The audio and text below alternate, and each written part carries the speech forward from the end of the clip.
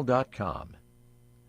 Colorado Congresswoman Lauren Boebert facing voters in today's GOP primary after abandoning a tough race to run in a more Republican-friendly district. Boebert has amassed conservative clout across the country. Boebert said she made the switch to ensure another Republican could win her old district, which she nearly lost in 2022, and she blamed outside groups for targeting her. In this Tuesday primary, Colorado voters will get their say. The ones in her new district will weigh her candidacy against more traditional GOP rivals. Those include former state Senator Jerry Sonnenberg, current state representatives Mike Lynch and Richard Holford, and parental rights advocate Deborah Flora. Whoever wins that Republican primary is expected to claim the seat in the heavily conservative 4th District, which overwhelmingly backed former President Donald Trump in 2020. Bernie Bennett reporting. President Biden remains behind closed doors at Camp David, deep in debate prep. Former President Trump is prepping as well, while he is also on the campaign trail. More on these stories, townhall.com.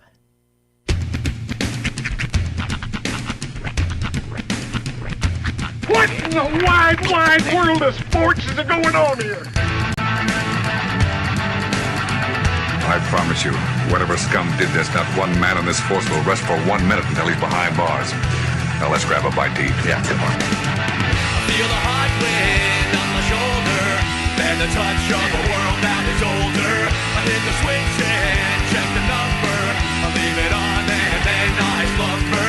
I hear the rhythm, I'm ringing through it. Flamenco guitar and cumbia music. I hear the talking of the DJ. The devil listen, what does he say? I'm on a Mexican radio. I'm on a Mexican world radio. Broadcasting live from high atop the J.P. White Building in downtown Roswell, New Mexico. It's Mornings with Mike Winters on 106.5 Roswell's Talk FM. Is that what I sound like when I talk? Now, here's your host, Mike Winters. And good morning, one and all. Welcome to Mornings with Mike Winters. I am he. That would be me, Mike Winters. Happy Tuesday, everybody. This microphone is always in some kind of weird amalgamation when I get in here the next day. I don't know. What do we? Like, do you remember those toys that were like a snake and you bend it at like the corner? That's what these microphones are. Yes, they're designed for video with a lower profile. Mm-hmm. So I say, make of that what you will. Yes. That's what they're designed for. But you know what? This guy. What's this guy doing? I mean, Our sales manager was sat there yesterday, and I think when he was talking to me, he just moves them out of the way and fidgets with them. And although I'm trying to think, someone was talking to me yesterday, and they moved the mic too. But let me move this so I could see it. I don't remember who that was, but yes, people sit there and move. Mm-hmm. we have plenty of fidget toys over here. I think they don't move them to play with them. I think they move them to get out of the way, to clear space, which may or may not. You just got to get used to talking to somebody whose mouth is 80% covered with a microphone. Once you get over that, you're good. You're cool. My profile pic just this and his eyes. Mm-hmm. Yeah, it's a good look. But happy Tuesday, everybody. Welcome to it. Going to be a hot one today. Yeah. Although there is a rain chance, like a 20% today. Slight some clouds in the afternoon. Yeah. Of course, my daughter she's such a meteorologist enthusiast, or meteorology enthusiast, because it affects her swim schedule. Yeah. So she was like, she had my phone and she pulled up the weather app and she said, but it's only a 6% chance of rain here. And like 7% here. I'm like, okay. It's picking the window. Yeah, I'm pretty sure we're going to be okay. Dad, we can swim between the hours of 1:02 and 2:37 p.m. That's right. Without free. What's your general tolerable pool time? Like length of pool time? Like, yeah, if you are planning on going to the pool, what's the point where you're like, okay, I think we're done at the pool? There's a lot of variables that go into that Does the answer. moment dictate itself? It kind of does. Okay. Like if it's an indoor pool, probably longer because not as much sunburn. But if I'm chance. outdoors burning, then that's going to shorten the time a little bit. Yeah, it's true. Plus, you got to do the whole sunscreen of the dome. Yeah, I got a lot of acreage to cover, so. So you don't usually factor in prune factor.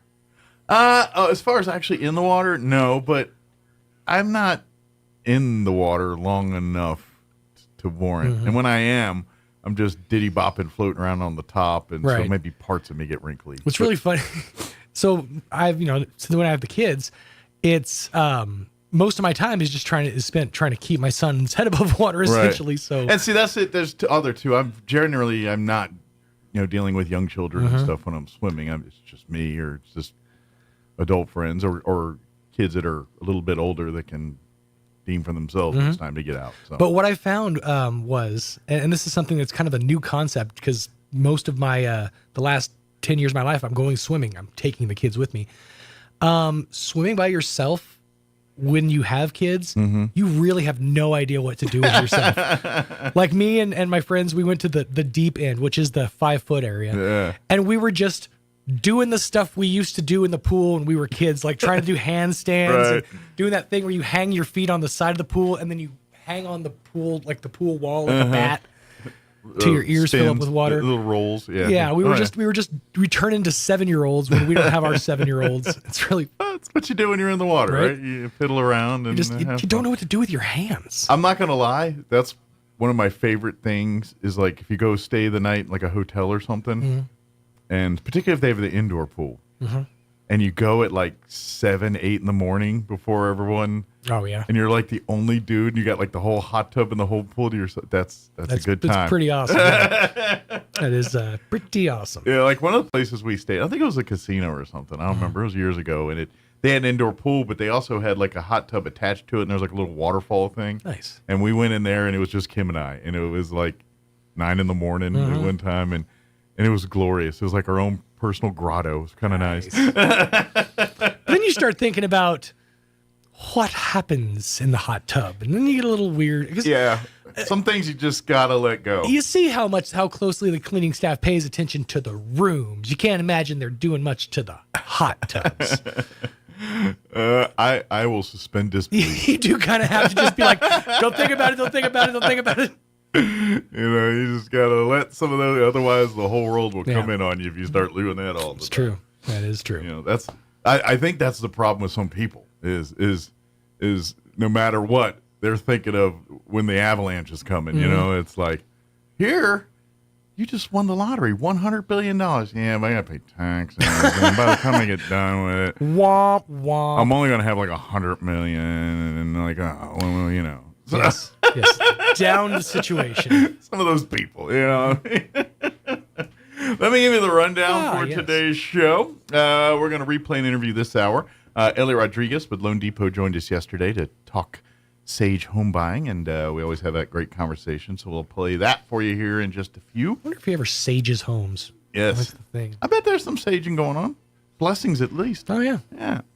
In the 8 o'clock hour, around 8:15, we'll have, I believe, Joanne Lopez join us with the Chaves County Health Council, and we'll get an update from them. They usually bring a guest with them sometimes, too. Of course, we could be just talking Ruidoso fire information, too, as well, which, by the way, I was looking at the last report, which is, again, last night, so it's about 12 hours old now or longer. The updates on the South Fork and salt fires. 37,000, or I'm sorry, let me do this, not stupid. 37% contained for the South Fork fire, about 7,800 acres contained on the salt fire. Gotcha.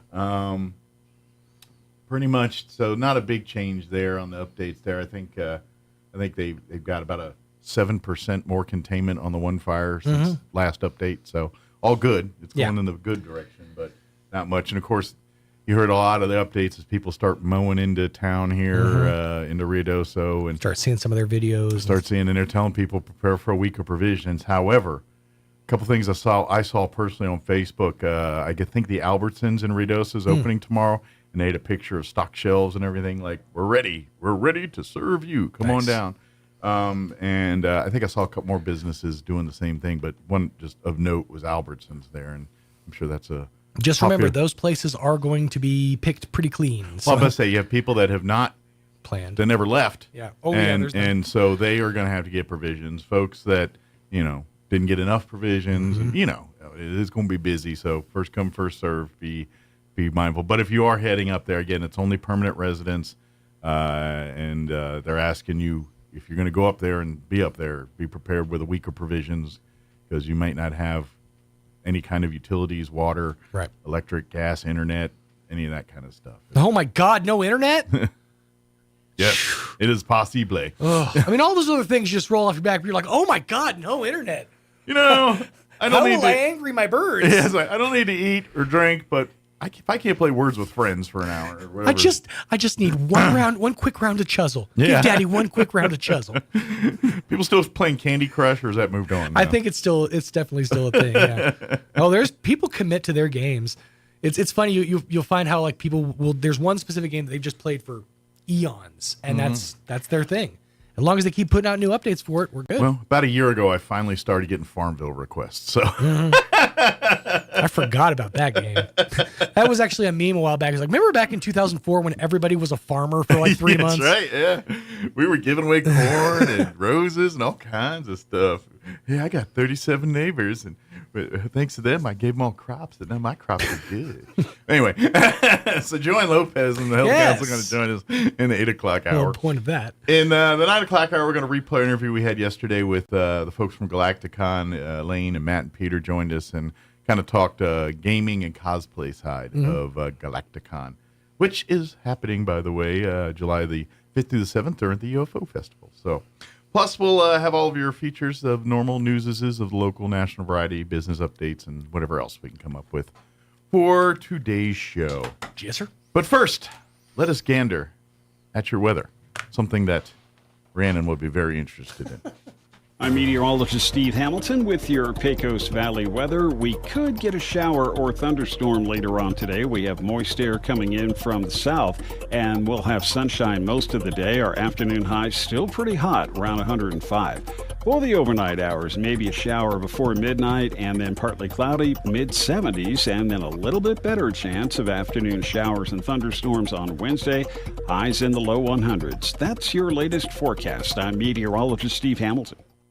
Thank you, Steve. Currently, let me get to my page. Apologies. Currently 78 degrees here in Roswell. Humidity is at 62% with winds out of the south and 8 miles per hour. We do have a heat advisory for today for us here in Roswell. That's going to kick in at noon and remain in effect through 6 p.m. this evening because it's going to be hot. Good reason, right? We do have a 20% chance of some afternoon showers and thunderstorms. They're talking after 3 today, but mostly sunny with a high of 105 expected. Winds will be out of the south, 5 to 10 miles per hour. 20% chance at showers and thunderstorms for us for tonight as well. Partly cloudy with an overnight low of 76. Southwest winds 5 to 10 miles per hour. 20% chance at showers and thunderstorms for tomorrow afternoon as well. Otherwise sunny with a high of 104. Winds out of the southeast 5 to 10 miles per hour. Tomorrow night, we're looking at a 40% chance at showers and thunderstorms, mostly cloudy, and 75 for a overnight low. Winds out of the south, 5 to 10 miles per hour. Thursday, 20% chance at afternoon showers, mostly sunny, high of 101. South winds 5 to 15 miles per hour. Thursday night, 20% chance at showers, mostly cloudy, 75 for an overnight low. Friday, sunny and 104. Friday night, mostly cloudy and 76. And then looking at the weekend, 30% chance at showers for Saturday afternoon, mostly sunny and high of 100. Saturday night, we're looking at a 30% chance at showers and thunderstorms, mostly cloudy and 73. Sunny on Sunday. There is a 20% chance at afternoon showers with a high of 97. And Monday, when you head back, sunny, highs around 99. So looks like we got slight chances of rain pretty much every day this week now. Just glancing at Ruidoso, they're looking at a 50% chance of rain today with a high of 88. Northwest winds at around 5 miles per hour. So good news there. 20% for tonight with east winds at around 5 miles per hour. Wednesday, they're looking at a 70% chance of rain with west winds 5 to 10.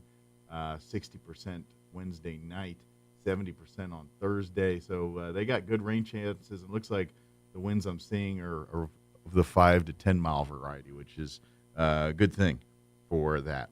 Hey, real quick, well, before we take our break and everything else, the folks at Gyra First Baptist Church, I got a text this morning saying if there's any evacuees that need anything, they're ready to serve. They've got you covered. Swing on by there.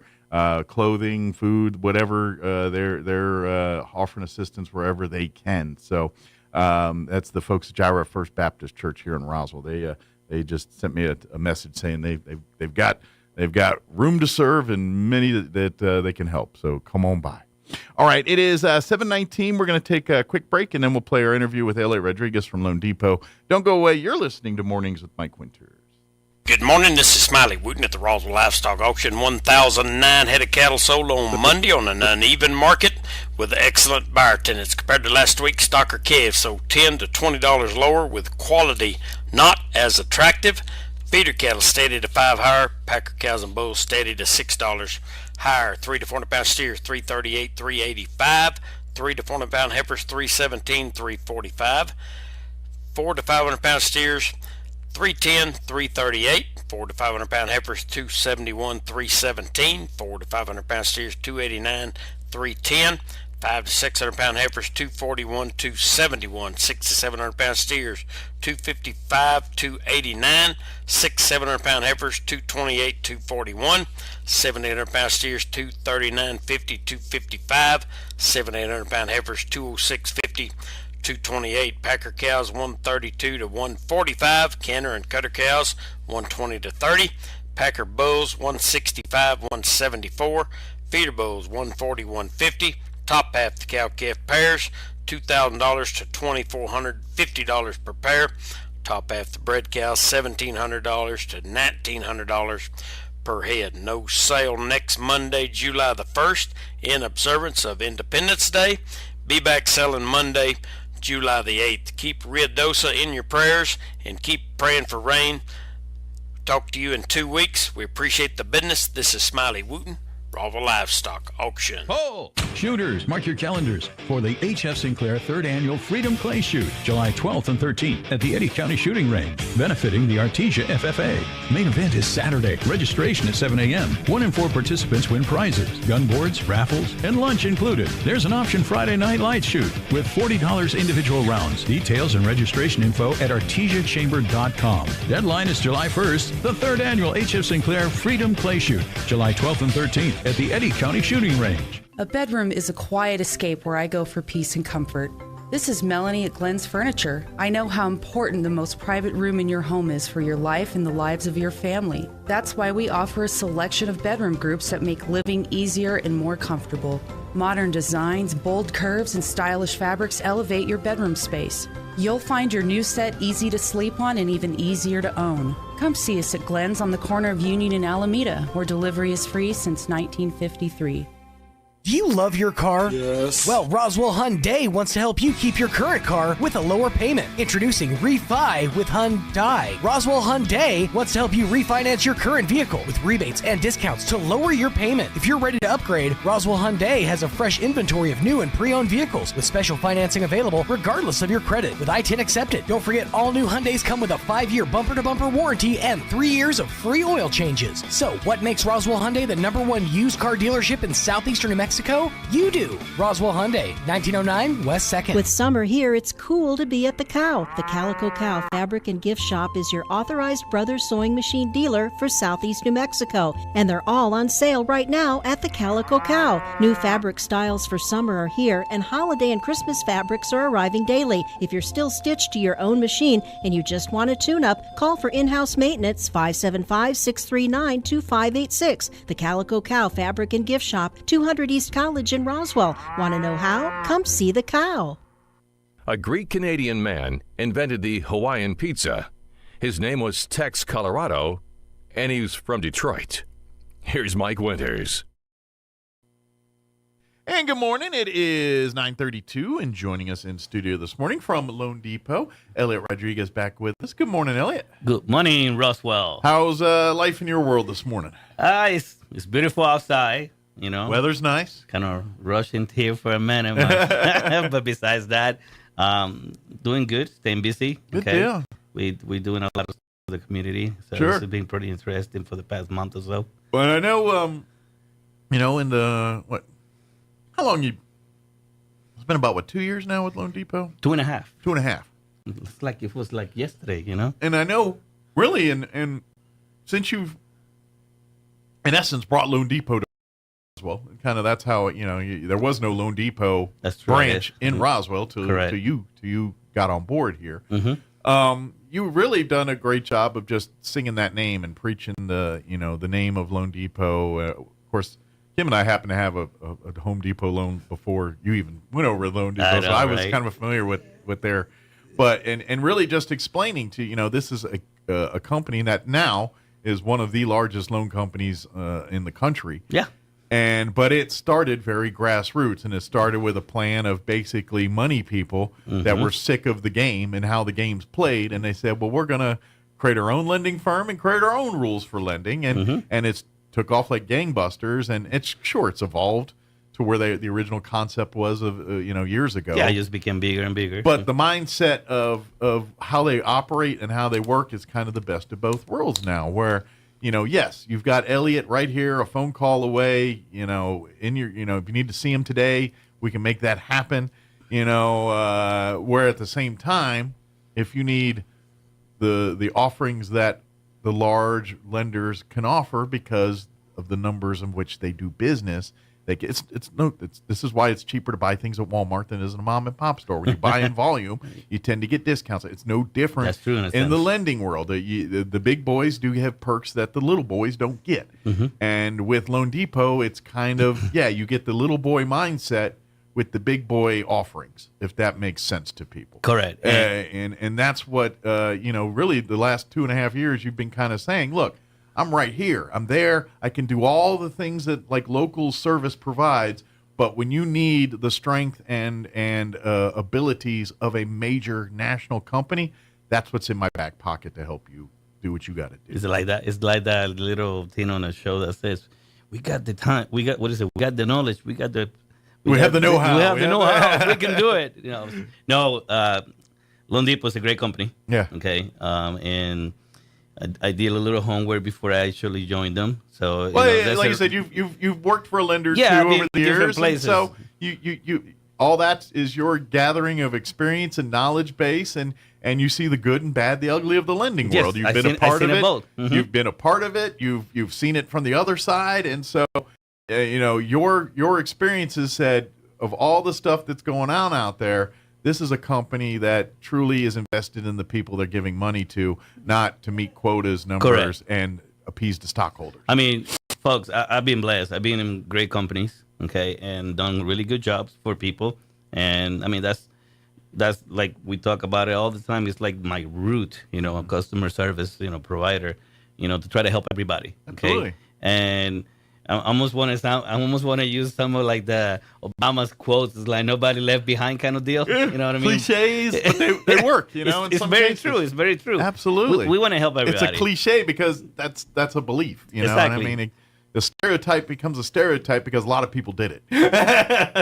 And folks, we are still the second largest lending company in the United States that is not a bank. Yeah. Okay. I mean, that is a huge deal. Well, okay? and it's because, and to be honest, it's a big feather in the cap because when you're a bank, you automatically have a customer base. Like everybody that in essence has money sitting in your account, whether it's a savings account or a checking account. They're your prospects. That's an inside track on them. Whereas you don't have a bank with a bunch of people saying, I've got $1,000 in my Loan Depot bank account because that doesn't exist. You know what I mean? And so, I will look forward for that. That'd be kind of good to have. Yeah, who's to know what the future you brings? Never know.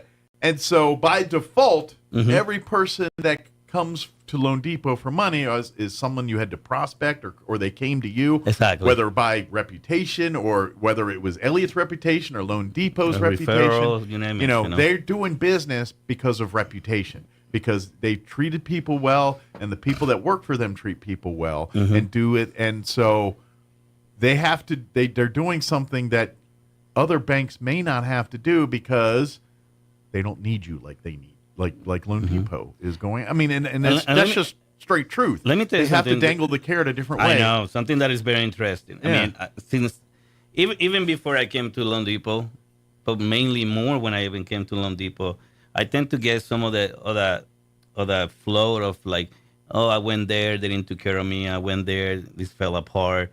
And folks, I've been saving a lot of deals and helping people, not because I twist the rules or do anything kind of wicked. No, it's just we have different tools. Mm-hmm. We can go farther. We You can have a take care- mindset at Oh, it's Loan different. Depot where the end game's different. Like you go to a bank and they're saying, we'll be happy to lend you money if this, and this are met. If they're not met, good luck to you. Loan Depot's kind of like, sure, we would love if you had this, and this met, but you don't. Let's find a different way. Maybe we Exactly. can do it this way. They're going to say, okay, you don't meet the textbook criteria. Let's think outside the box to get. Whereas a bank, that juice isn't worth their squeeze. Yes, I mean, they're like, I ain't got time for that. We'll move on to Very the next true. one who's already got their ducks in a row or Very whatever true. you want to call. And so and sometimes I'm like, why that's not working again? Mm-hmm. Because I was like, I mean, even from where the places that I have worked, I Sure. always believe of learning everything. Sure. So like what we call, like overlays, it means rules on top of other rules. Mm-hmm. Okay. Because folks, a lot of banks and other lenders actually have those rules. Sure. Because they don't want to take some risk that other places will probably Mhm. take. And the fact of the matter is, we basically go by HUD, FHA, guidelines. To be honest, okay. Sure. So we're not doing nothing outside the box that is supposed to. You're just terms. making the juice worth the squeeze. Exactly. To So- where other people Mhm. don't want to touch that because it's too much Oh, work. it's too much work. or Too is much it- headache. Yeah.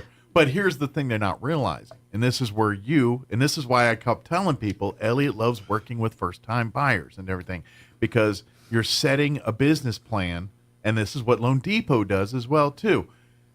We're going to build a customer that if a customer comes to us and it's a struggle to get them a home, like they don't come in with perfect credit and perfect numbers and perfect things and probably been told by 2 or 3 people, I ain't got time for this, get your credit up and then we'll talk. Whereas Elliot comes in and says, you know what, the way the numbers stand right now, we can't do anything. However, do this way, because this thing, come see me in 6 months, and guess what? And you know what? Call me for updates and plans and say how it's going. Let's, that you work with people that if the recipe isn't right now, you sit down and let's get the recipe right. Whereas these other banks and lenders like, get the recipe right and we'll come talk to me. Elliot's like, get the recipe right. This is how you do it. Are you willing to make a sacrifice here? If you are, then we can get you in this much quicker. If you're not, then we're going to have to do it this way. And even sometimes it's actually easier than that, to be honest. Yeah. I have a deal right now, folks, that an agent brought them back, to me and say, hey, this is falling apart. They're saying no to this, and that. And folks, to be honest, after I looked at it, it's like my response is, I don't know what the heck in God's name they're looking at. Because I'm looking at it and there's no real true problem here. Yeah. Okay.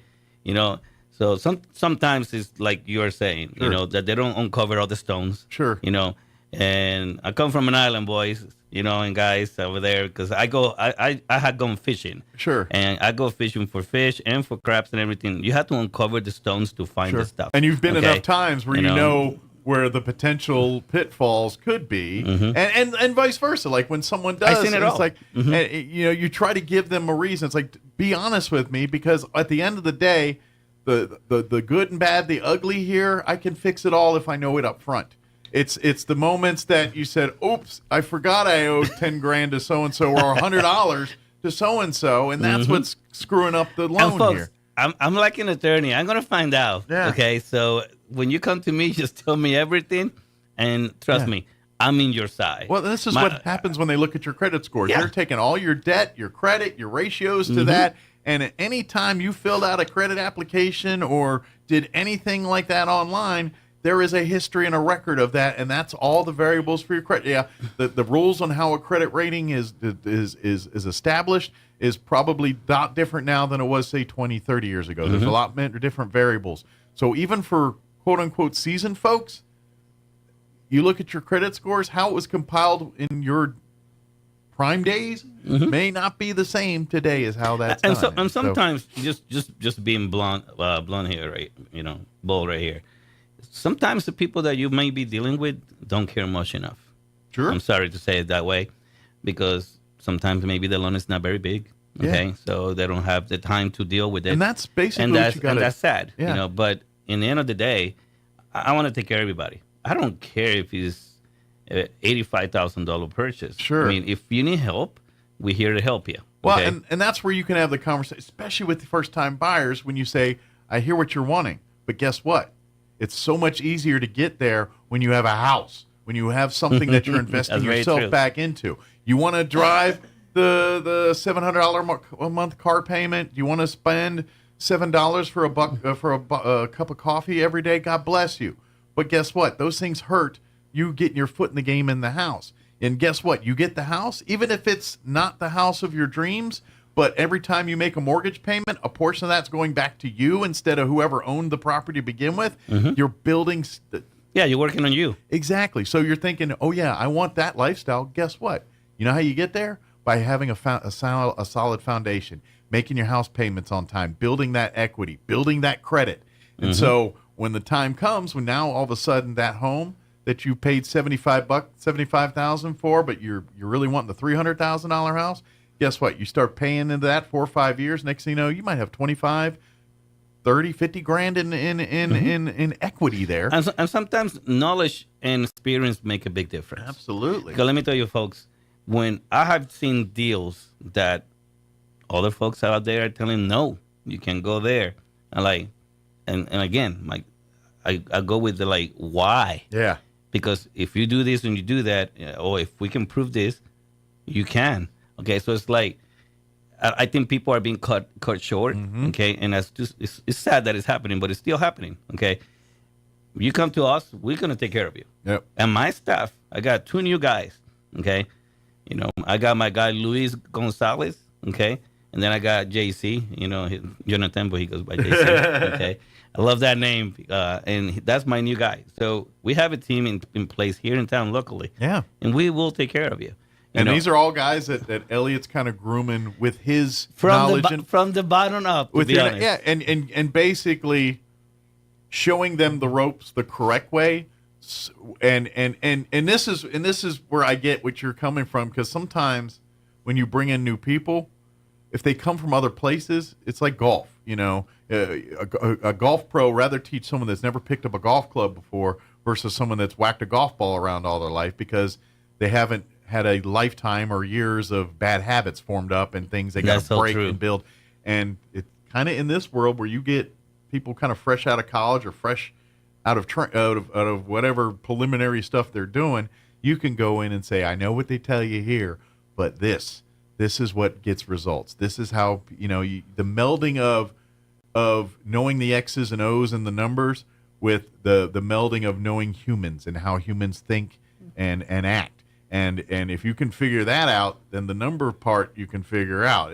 And that's why I always talk about houses and why, if your end game is, I want to have the Armani suits, I want to have the Bugatti or high end car, I want to, guess where all that starts? It's not starting by buying an Armani suit or buying a Bugatti. No, it starts with buying your first house and building your nest egg, and then playing it, make your payments, building up equity, Let me tell you building something. up credit. I've been watching a lot of stuff about people becoming rich and all that. Okay, lately. Yeah. So, folks, I guess I want to be rich. Well, I would guess anybody in the No, loan, you know what? If you're in the stuff. right mind, you should be wanting to be better.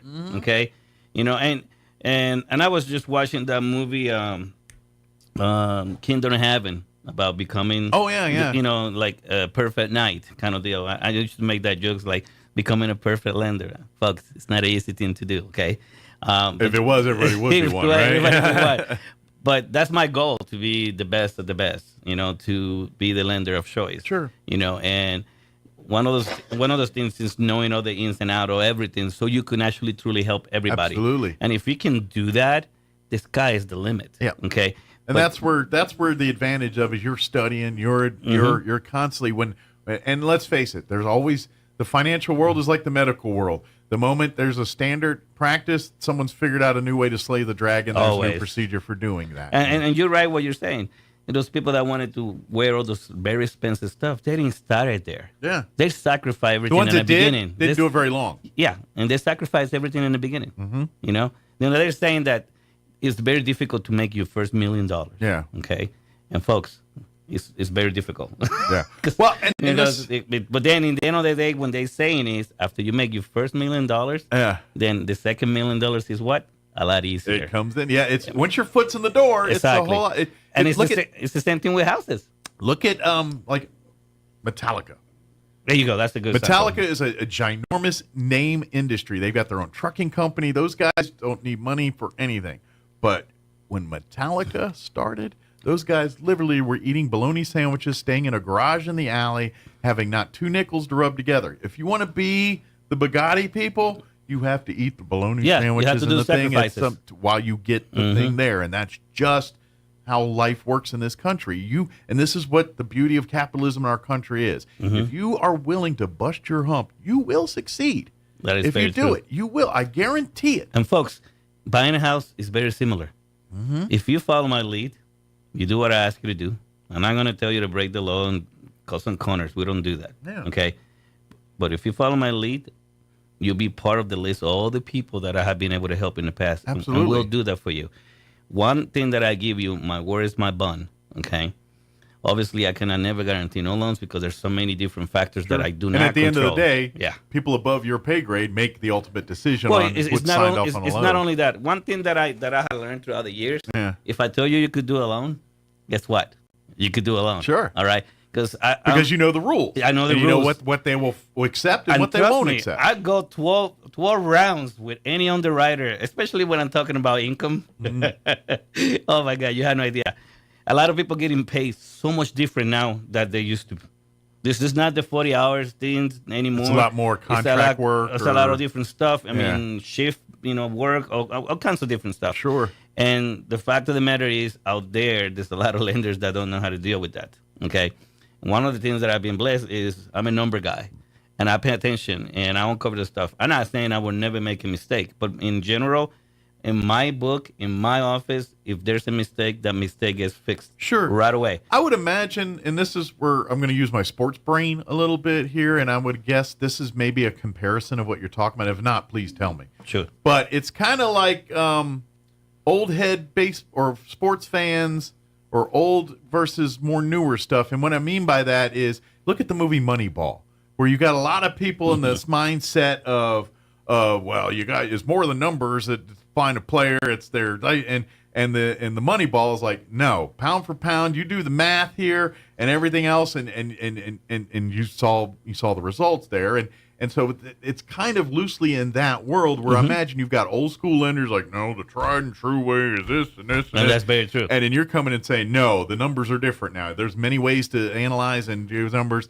and therefore the criteria you're using it based on whether they're reliable or not is not accurate or reliable because some of the methods that people do things now were things that you considered questionable or not foundational to give. And that's truly the case. You know? And one of the things that I'm implementing and what I'm doing is that's the reason why I'm trying to hire new people, because that's the new generation. Sure. Let's be honest. Let them evolve into what they're actually going to be. Exactly. And then if you introduce old school to it, come on, you have the right mix. Well, and that's right. There's a time and place. The foundational, traditional stuff of old school, it's always there because that's what it is. It's kind of like, we talk about music, and we live in a world nowadays where you don't have to know music to make music because a computer will do for it. I know, but right? the truly gifted musicians are the ones that understand why the music does this way, the notes and everything else. Correct. So to be at the best at it, you got to know the foundational stuff.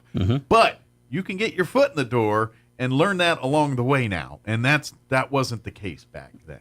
And so you have to adjust for that. And folks, if somebody's telling you, no, you cannot buy a house, maybe you should be talking to me and one of my guys, and so we can uncover all the stones and figure out why you cannot buy a home. So if I have a few customers that they cannot buy a home like right away, right now, today, I don't just say, sorry, see you later. I tell them, I give them a plan, and I tell them what to do so they can accomplish that dream of owning a home. Let me educate you a little bit. Yeah, because let me tell you, there's so many ways. Like we have always said it here. We empty the box, fold everything nice and neat, put it back in, and you'd be surprised how much room you still have. Yeah. Okay? It's knowing and doing the right thing. It makes a big difference, folks. And first-time home buyers, there's no longer this, okay? It's not only first-time home buying, folks. Anybody that owned a home before doesn't mean that if you're a little broke and you don't have a lot of money or you have not been able to save enough that you cannot buy a house because maybe you sold a house a year ago, 2 years ago, and maybe you don't have enough money. Folks, we got programs to help you even if you're a second-time buyer. Yeah. Okay? Well, that's just it. Once you have the home, you're in the game. You have something of value, something that people can see tangibly that says this guy does have an investment into the game. Therefore, we can take risks on this person that the first time doesn't have anything equitable to prove that they've done something in the game. And so that's why we tell you it's so important. Even if the house isn't your forever dream home, and guess what? 99.9% of the time when you buy your first home, it is not your forever home or dream home. And if is, it becomes it, yeah, who cares? Yeah, that's actually even better. Then you invested your time and then money. you truly won, you know. And then, God forbid, 50 years from down the road, you sell it. It's going to be worth a whole lot more than that 50 grand or whatever you paid for it. I'm Folks, sure. I have bought houses left and right for the past 25 years, and folks, I had not been short here. Yeah. Well, Okay? and you get, that's when you run into those things like my grandparents who bought the house in the 40s and paid like 10 grand for it, and now they sell it today and it's worth $300,000. I know, right? Like, it's like, whoa. They invested on themselves. Yeah. See what I'm saying? And that will happen. And that's what everybody needs to. It don't matter what's happening in the market. It doesn't matter if it's election year. It doesn't matter if everybody's blowing each other up in overseas or whatever. Folks, you have to live in today, here and now, and take care of you. Yeah. Because nobody's going to take care of you. And you need to start planning for yourself. Absolutely. And not just worry about what everybody else is doing. You need to take care of you. Trust me, as people that are now in our 40s and 50s, all the things that people told us in our 20s that we should and shouldn't do, and we're now seeing the fruits They're like, of that. oh, yeah, that was right. You're seeing either the mistakes of not doing it or the fruits of doing it. Let me tell you something. Yeah. I'm being blessed that I started fast enough, but I didn't start fast enough for real. real. You played catch up for a while. Oh, so I've been you got playing through- catch yeah. up for a few. If I would have started like when I was 21, I would have bought a home. Now, that being said, I really bought a if home. you're in your 30s and you haven't started yet, It don't matter. Let's do it. start. You know, granted, you might have to do. You know, it's just like investing. You know, people that get their mutual funds and things. Well, if you're investing late in the game, you've got to take more riskier investments to make bigger money. Whereas I've been thinking about the same thing because I've been looking into that. But like, if you're now that like I'm older, yeah. But if you're like 20, you can play it safe and just let it sit there and forget it and keep adding to it. And then by the time you're actually ready to retire, there's a nice nest egg in there that you really didn't have to gamble much to That get is so to. true. But the older you get, the longer in the tooth you get, the more risks you have to take to get there. And that's what it's about. So that being said, if you're 40 years old and you said, dang, I wish someone would have told me this when I was 20, so be it. Let's do it now when you're 40 and let's get you some kind of do something here and get you working so you aren't 75 and still having to go to work because you And have no folks, choice. Folks, if you're 21 years old, actually, let me go farther. If you're like 19 years old, whatever, and you've been working for the past 2 years, okay, and we can prove that, okay, you game. Yeah. All right. Let me tell you, folks, if you're young, you're older, and you have that itch, and you know you should buy a house for you and your family, don't be afraid of it. Okay? Let us tell you and show you what it can be done, and we'll take care of that. And I guarantee once you have a house, you're going to find it's a big everything so difference. much easier. Oh, You're like, it's- wait a minute, this was not hard at all. Why did I was? And you're Let me like, tell you something. because My customers, and I know 100% where you're going with that. Yeah. Let me tell you something. You hear the stories and all the nightmares and people this. Oh, that they went to the closing table and it didn't happen. Folks, you know, I knock on wood in here, okay? And no matter which company I've been, that has not happened to me, okay? People that plan, people that organize, we don't do have that. very few emergencies you'll notice in life because they've planned for it. And even those, and it's no different than when you go in any other setting and you go into public and you see the people that are calm and doing things and the people that are going crazy. People that are calm, they've been there, done that, got the T-shirt and Well, planned and every organized. time I get a deal that, oh, can you please help us? We were supposed to close last week. Yeah. And like this happens, like, how in God's name they didn't notice this thing? Yeah. I find it interesting. But, folks, don't matter how, if you're young, if you're older, Loan Depot has, what is it? We have the tools, we have the technology. Sure. Okay, we really Wherever do, you're at folks. in life, you can meet. You can help make them. it, and I'll tell you. I'll give you a plan, and we'll make it. We'll make it there for you. Absolutely. And like I said, my word is my bond, and I will deliver for you guys if you do what I ask. Absolutely. You to do. And that being said, too, like because we talk about people with credit issues, because that's how most of us. None of us have a perfect. But if you're those folks that have the 800 credit scores Even and better. the perfect, even better. There's even more he can offer you. So don't That look is at true. this as like I only help people with issues. He helps everyone. If you've got all your ducks in a row and you're just like, all right, Elliot, let me tell you what I want, he'll do it.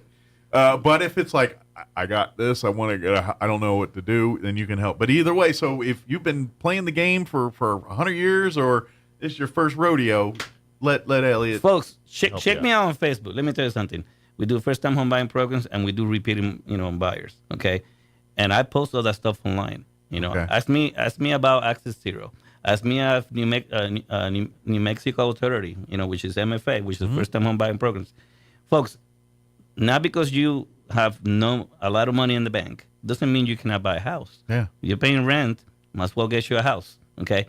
And if you have a lot of money and you don't want to use all that money, that doesn't mean you cannot get these programs. You also can get the programs just the same. Absolutely. Okay.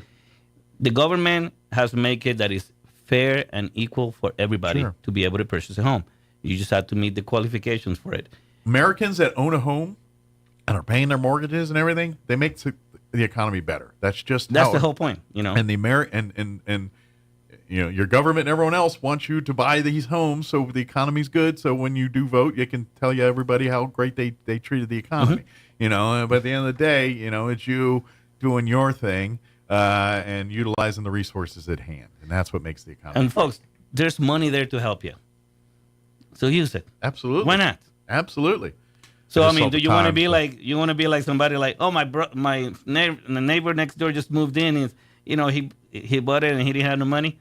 Okay, you could do the same thing. Absolutely. Okay. Yeah. And I'll give you. Or the maybe tools. theirs is even better than what you offered them because each case is unique. Every scenario is different. Just because this family went this direction doesn't mean your family should go that way. I got somebody telling me the same. It's like, they did this, they give you that. It's like, if your credit was here and that was here, I'll then we could same. do that field. But yours is different there, and so we have to go this way. And I hear you.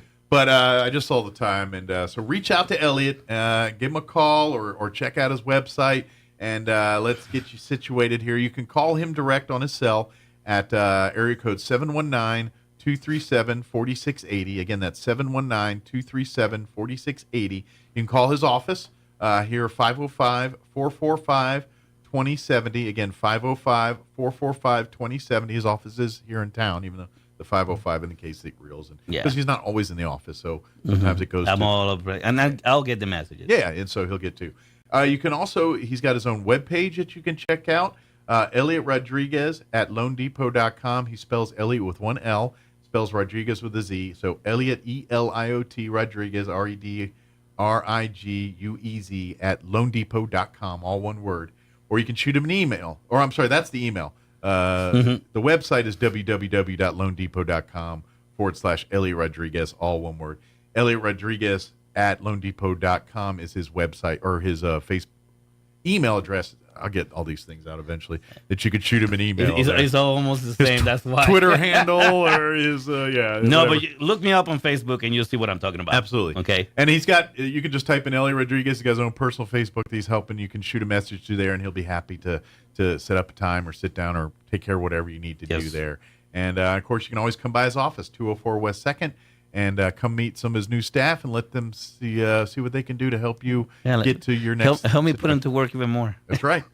There's some young go-getters over there. And they're smart young people, and it's kind of the best of both worlds because Elliot's like me; he's got a little bit of an older brain, and so those kids come in with marketing ideas and doing videos that maybe aren't on your radar. We just did the Hot Wings Challenge. Yeah, how'd that go? That was fun. A good deal. I beat them though. Nice. See, they underestimate the old. Old school still took over. They don't get the bull story yet. No, it was fun. It was very, very, very, very enjoyable. It was really cool. Yeah, that's good. But follow along there, and that was their idea. That was the thing. See, and that's the young brain coming into the old and new mixing together. I didn't know the boss was going to do that. No, I will do whatever you guys throw me at me. I'll show you that I still got it. Game on. Well, yeah, you are the big peacock. Sometimes you got a peacock just to let the others know. It's just part of the deal. As the older we get, the more we got a peacock sometimes. As always, Elliot, appreciate the visit. We'll see you next Thank you time for having here. me. Stay safe, and we can't wait to hear more stories of more people finding their first home or dream home. That's a good thing. So, all right, thank you.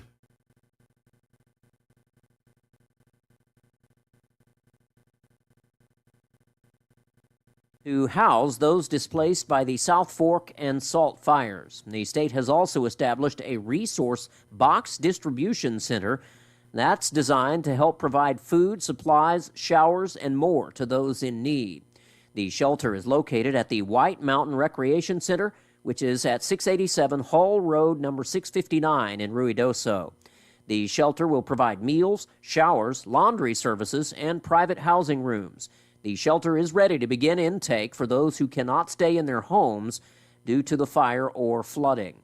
Additionally, the state also is establishing a resource box distribution center at the Roswell National Guard Armory. That's at 1 West Earl Cummings Loop in Roswell. The boxes will include hygiene kits, personal protective equipment, and a week's worth of food.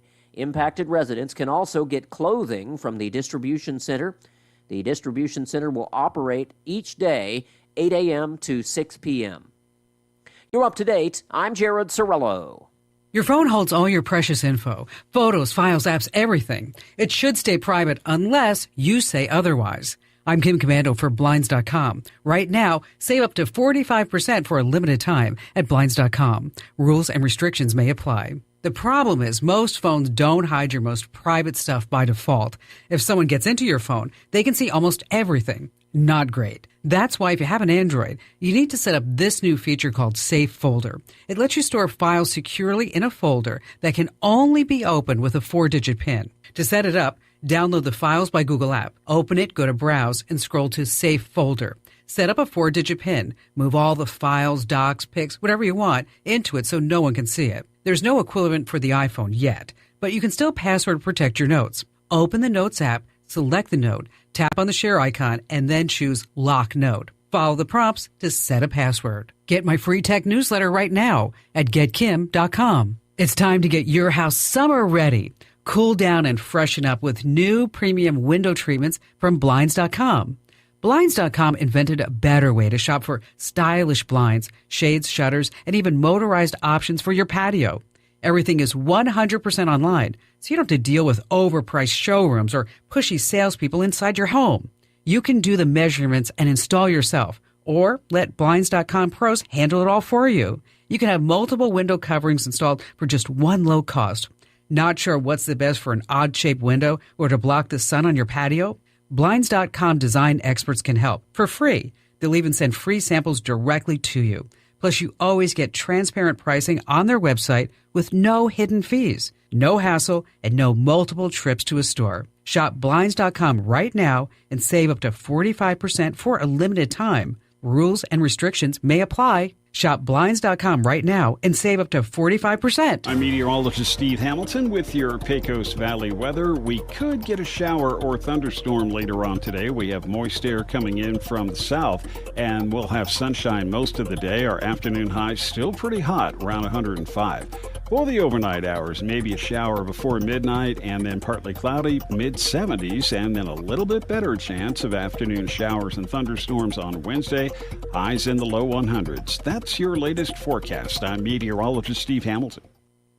With the Wall Street Business Report, I'm Bill Alexander. The Dolly container ship left Baltimore for the first time Monday since it crashed into the iconic Francis Scott Key Bridge in March. With the help of 4 tugboats along with its own power, the Dolly left the port's Seagrit Marine Terminal before 8:30 in the morning. The ship is headed to Norfolk, Virginia, where it will unload its remaining cargo and undergo extensive repairs. U.S. prosecutors are recommending to senior Justice Department officials that criminal charges be brought against Boeing after finding the plane maker violated a settlement related to 2 fatal crashes. 2 people familiar with the matter reported. Car dealerships in North America continue to wrestle with major disruptions that started last week with cyber attacks on a software company used widely in the auto retail sales sector.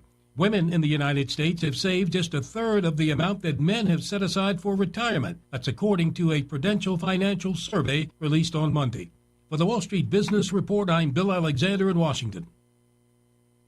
You received a social media message or text from an unknown number. They started a conversation with you, and over time, they earn your trust. Then, they encourage you to invest online or buy cryptocurrency. And when you do, they disappear, along with your money. But it can be avoided.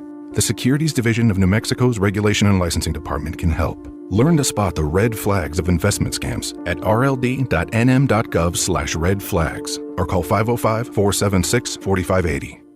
Did you know the Healthcare Authority is a new state agency in New Mexico? The New Mexico Healthcare Authority cares about the health and well-being of every person in the state. We offer services like Medicaid health insurance, help with buying food, SNAP, cash support, household utility help, behavioral health services, child support, healthcare coverage support, and help for people with disabilities. To learn more, visit yes.nm.gov or call 1-800-283-4465. It's possible to turn peanut butter into diamonds. Peter Pan tried it with his buddy Skippy, but they couldn't do it in a jiff. Here's Mike Winters. And good morning. We're closing in on 8 o'clock. Town Hall News is up next. We'll have the folks from the Health Council join us next hour. Stay tuned. You're listening to 106.5 Roswell's Talk FM, KEND, Roswell, New Mexico. We'll be back on the other side of news. Do not go away. News this hour from townhall.com. I'm Rich Thomason. While President Biden remains sequestered at Camp David, prepping for Thursday night's debate in Atlanta, former President Trump remains busy on the campaign trail. That's in addition to doing his debate prep.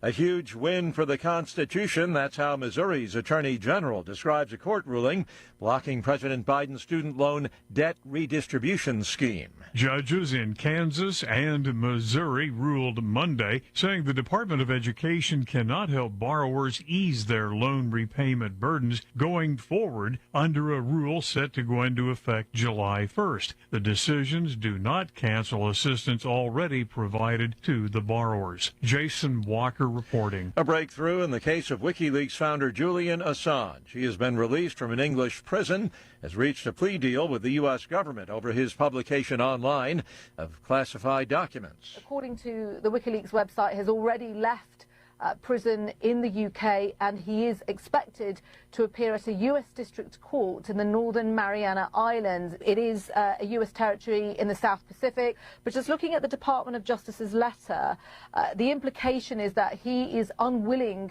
to return voluntarily to the continental U.S., and that is because the activist harbors this really deep distrust of the U.S. government. The BBC's Namia Iqbal says Assange will plead guilty and then be allowed to return home to Australia. China's lunar probe has returned home. It's back on Earth with rock and soil samples from the little explored far side of the moon.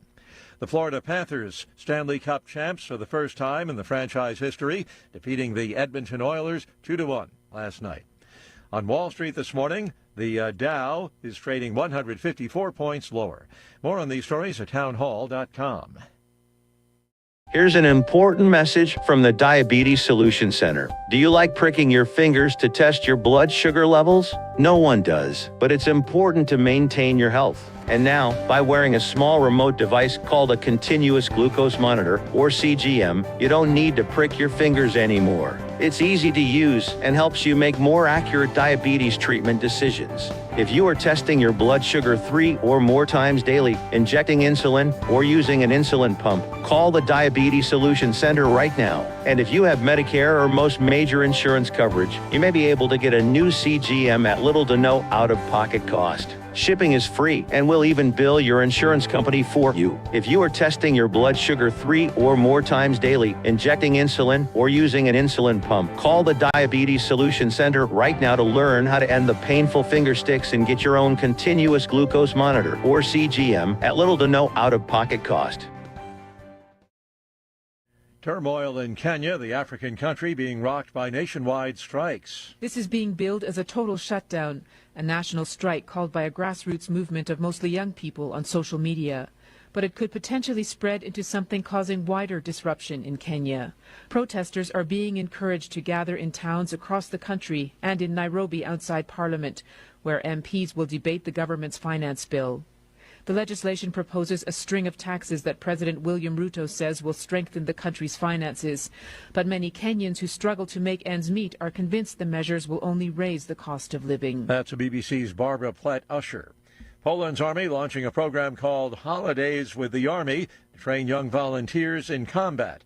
Nations along NATO's eastern flank are strengthening their defenses while fearing that Russia could eventually attack them if it prevails in neighboring Ukraine. News and analysis at townhall.com. It's curtains for Alex Jones's InfoWars media platform. Trustee Christopher Murray filed court documents in Houston on Sunday indicating those plans for the first time publicly. Murray intends to liquidate InfoWars' parent company to help pay the $1.5 billion in lawsuit judgments Jones owes for repeatedly calling the 2012 Sandy Hook Elementary School shooting in Connecticut a hoax. Relatives of many of the 20 students and 6 educators killed won defamation lawsuits against Jones in 2022, and he filed for bankruptcy reorganization. A judge recently converted Jones's personal bankruptcy case to a liquidation. Keith Peters reports. Lawyers for actor Alec Baldwin say the involuntary manslaughter charge against him in the 2021 death of a cinematographer on a movie set should be tossed out because the gun was damaged during FBI testing. More on these stories at townhall.com.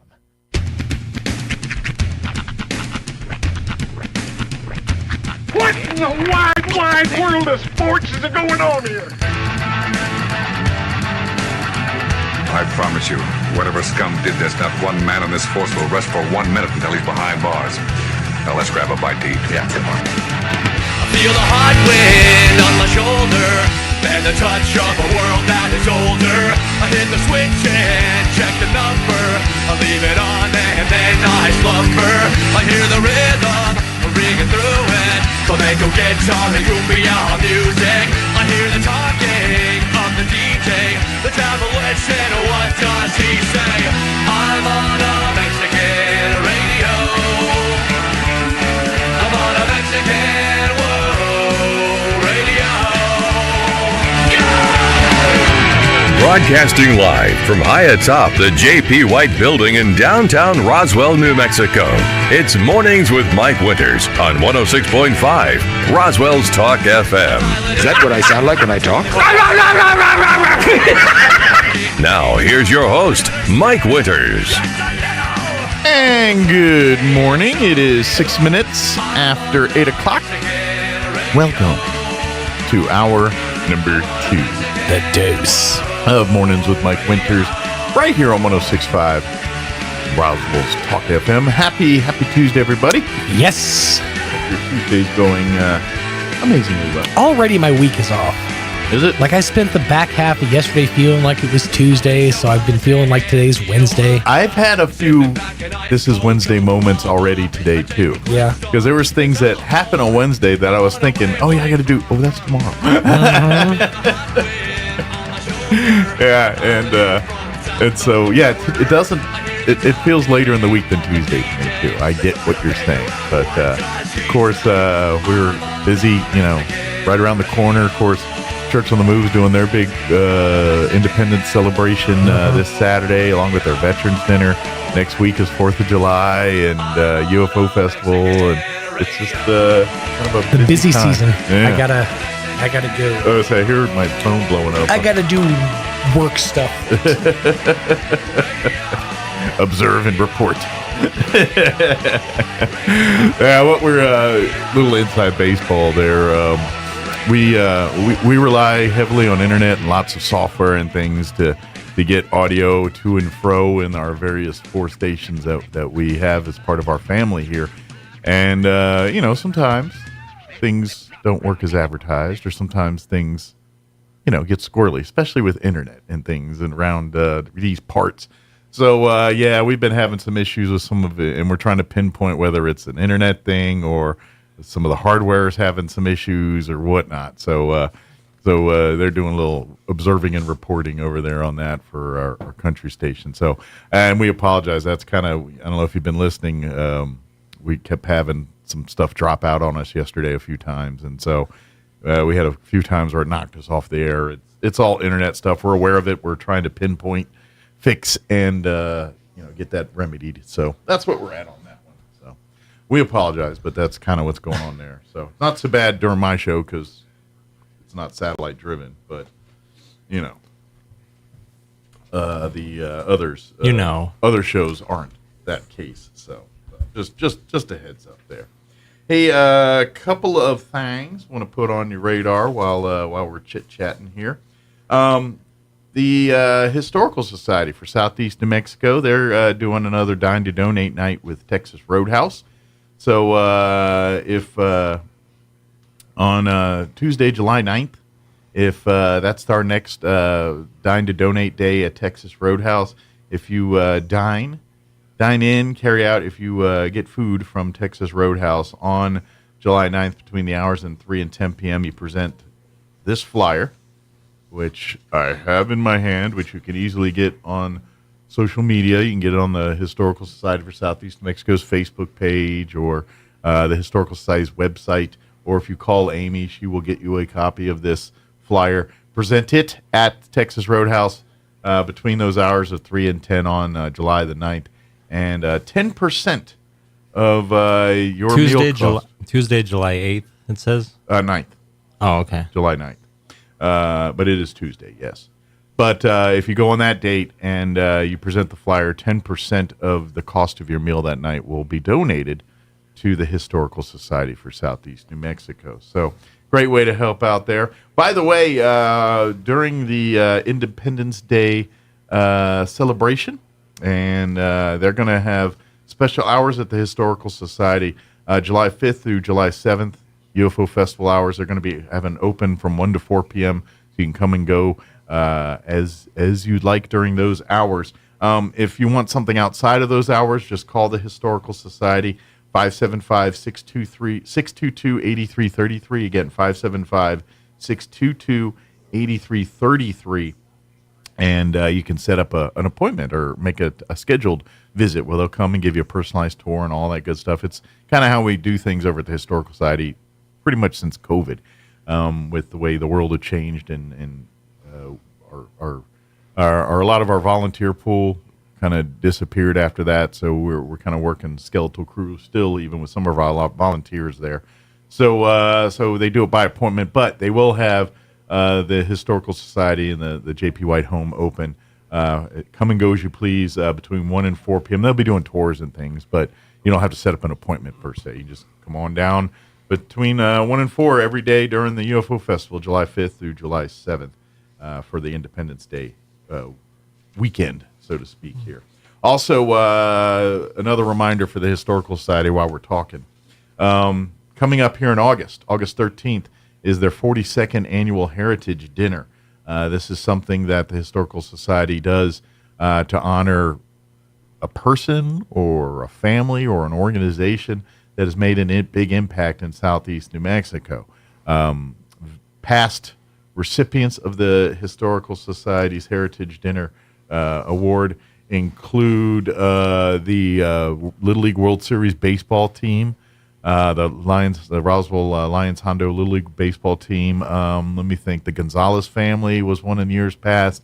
Excel Energy was one in years past. There's so many. I'm just not mentioning here, but you know more than me. Yeah, each year they honor different people.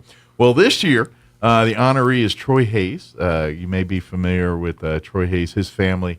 One of the big things that he's a big champion for is education and scholarship. So when Linda Hayes passed, he created this Hayes Trust, and basically they give out thousands of dollars in scholarship money to students each year. They use the Historical Society as a conduit. They do the selection and the whole work of selecting the recipients. But Troy Hayes and his family I believe he was a recipient of the first Hayes, and then he's just kind of kept that going. And he's a person that's very much about giving back and working with the community, and his Heritage Dinner kind of reflects that way by his request. The event is going to be a drive-through event per Troy Hayes' request. Pickup time will be from 5:30 to 6:30 on August 13th. And then Peppers, once again, they're going to be on the grill delivering up a delicious meal. Boxes serve 2 people, and they're $120 per person. You can get a dinner bundle, which is for $600, and that serves 10 people, so it's 5 boxes. And we can deliver those. We can come pick them up. We can deliver piecemeal, like if you say, well, send 2 boxes to this one and 2 boxes to this one and 1 box to me. Okay, we could do that too. But Peppers, like I said, they're preparing the menu for this year's Heritage Dinner. And your menu includes, because this is very good, generous portions too, by the way. You eat good when you get your box. You get a garden salad for 2, a jumbo shrimp cocktail appetizer for 2. And they ain't lying when they say jumbo shrimp. Like the first time I got one of those boxes and I had the jumbo shrimp appetizer, them shrimp are like little sharks, man. They were big. They're big, man. There ain't nothing shrimp about them shrimp. Bit of an oxymoron. Yeah, Jumbo exactly. shrimp. That's right, exactly. Central Intelligence. There's no one. Anyway. 1 8-ounce prime rib beef entree with au jus and creamy horseradish. And then 1 chicken arpois entree served with baked potato with individual loaded toppings, plus a vegetable medley, roll, and butter, and a chocolate brownie dessert for 2 as part of that as well, too. So you're eating good. Now, the date to RSVP, to get your RSVP, your reservations in, is coming up pretty quick here. July the 1st, next week, is that deadline. So you can RSVP by contacting the Historical Society. You can call 575-622-8333. Again, that's 575-622-8333. You can also go to their website, roswellnmhistory.org. You'll find a link there, too, and then you can to register through there as well. But like we said, the deadline to get reservations is coming up here July 1st. The event will take place, again, drive-through event, August 13th at the Historical Society here as we honor Troy Hayes and his family for the amazing work that they've done over the years here. And the thing about it is, especially, all of the folks that get honored, and Troy is very much amongst that same group, very humbled, very much, I don't know if I deserve, and Troy, shucks. Yeah, and that's rightly so. That's exactly. But Troy was like, well, let me see what I can do to make this into something to champion other things that he supports too. So this is kind of done the way he likes it, and the way we want to make sure it honors him in the way he deserves. So, but again, if you have any questions for reservations, anything, call the Historical Society, 575-622-8333, 575-622-8333. Take it, none of our guests have come in yet. I haven't heard any doors opening and closing. So, no, not yet. We are scheduled to have the folks on the Chaves County Health Council join us here in just a few. We may play something else if we don't hear from them in a little bit here. Before we do any of that, let's go ahead and get you up to date on the weather, which if you like hot with a slight chance of rain, then it's going to be your favorite week of the year. I'm meteorologist Steve Hamilton with your Pecos Valley weather. We could get a shower or thunderstorm later on today. We have moist air coming in from the south, and we'll have sunshine most of the day. Our afternoon high still pretty hot, around 105. For the overnight hours, maybe a shower before midnight, and then partly cloudy, mid-70s, and then a little bit better chance of afternoon showers and thunderstorms on Wednesday, highs in the low 100s. That's your latest forecast. I'm meteorologist Steve Hamilton. Thank you, Steve. Currently 80 degrees here in Roswell. It's funny. I got a little bit of a late start this morning. I didn't get out the house till almost 6:30 today. Usually I get out a little bit earlier than that. But, like, when I got out today, opened the garage and everything, I had to put my sunglasses on. I'm so used to it being dark when I go to work. And granted, I was a little late today. It was close to 6:30 by the time I actually left the house this morning. So I kind of dilly-dallied this morning. But I got in the car and I went to drive. I was like, I got to put my sunglasses. I never have to do this first thing in the morning, but today I did. So, and then I looked and it's already 80 degrees at 8 in the morning. So I'm like, that makes sense now. But, currently 80 here in Roswell. Humidity's at 58% with winds out of the south at 12 miles per hour. We do have a heat advisory that's going to take effect at noon today and remain in effect through 6 p.m. this evening. We are looking at a 20% chance at some showers and thunderstorms. They're saying after 3 today. Mostly sunny and 105 for a high today with south winds 5 to 10 miles per hour. Tonight, that 20% chance of rain continues. They say till about 9 p.m. So it looks like 3 p.m. to 9 p.m. is our sweet spot for moisture activity. But we are looking at 20% chance. Yeah, pretty. So that's a generous margin of sweet spotness. But partly cloudy tonight. Overnight low of 76. Southwest winds 5 to 10 miles per hour. Wednesday, we're looking at a 20% chance of afternoon showers and thunderstorms. Sunny, hot, 104 tomorrow. Southeast winds 5 to 10 miles per hour. Chance of rain bumps up to 40% tomorrow night. Mainly before midnight, mostly cloudy. Overnight low of 75 degrees. 5 to 10 mile an hour winds out of the south. Thursday, we're looking at a 20% chance for afternoon showers and thunderstorms, mostly sunny. 101 for a high. South winds 5 to 15 miles per hour. 20% chance of showers Thursday night as well. Then overnight low of 75 degrees. Friday, mostly sunny, 104. Friday night, mostly cloudy, overnight low of 76. And then just glancing at the weekend, 30% chance of showers. Saturday afternoon, mostly sunny and 100. 30% for Saturday night, mostly cloudy, overnight low of 73. Sunday, we're looking at a 20% chance of rain, 97 for a high, and a 20% Sunday night with an overnight low of 75. So it looks like we got a shot at rain pretty much every day this week. So we'll see what happens. Yeah, it seems like that. Yeah, it seems like it's been that way. Well, and I don't think we're officially in monsoon season, but this is what monsoon season looks like. So you tell me what we are. Well, last year, June was like no rain at all. Yeah. But didn't we get something like around what we'd say monsoon season time, like July, August time frame? I remember seeing something. Maybe. I don't know. I've slept since then. I don't remember. So now this year's different. We got a late spring rain season. Well, we could use it. Yeah, after the fires in Ruidoso. Couldn't come at a better time. No, I'm not complaining. Yeah. Good. By the way, speaking of Ruidoso's weather, they've got rain chances all week too. And it looks like the winds are pretty down. So I'm thinking this is a good week for fighting the fires. They're looking at a 50% chance of rain today. Winds are out of the northwest at 5 miles per hour. That's all good news to me.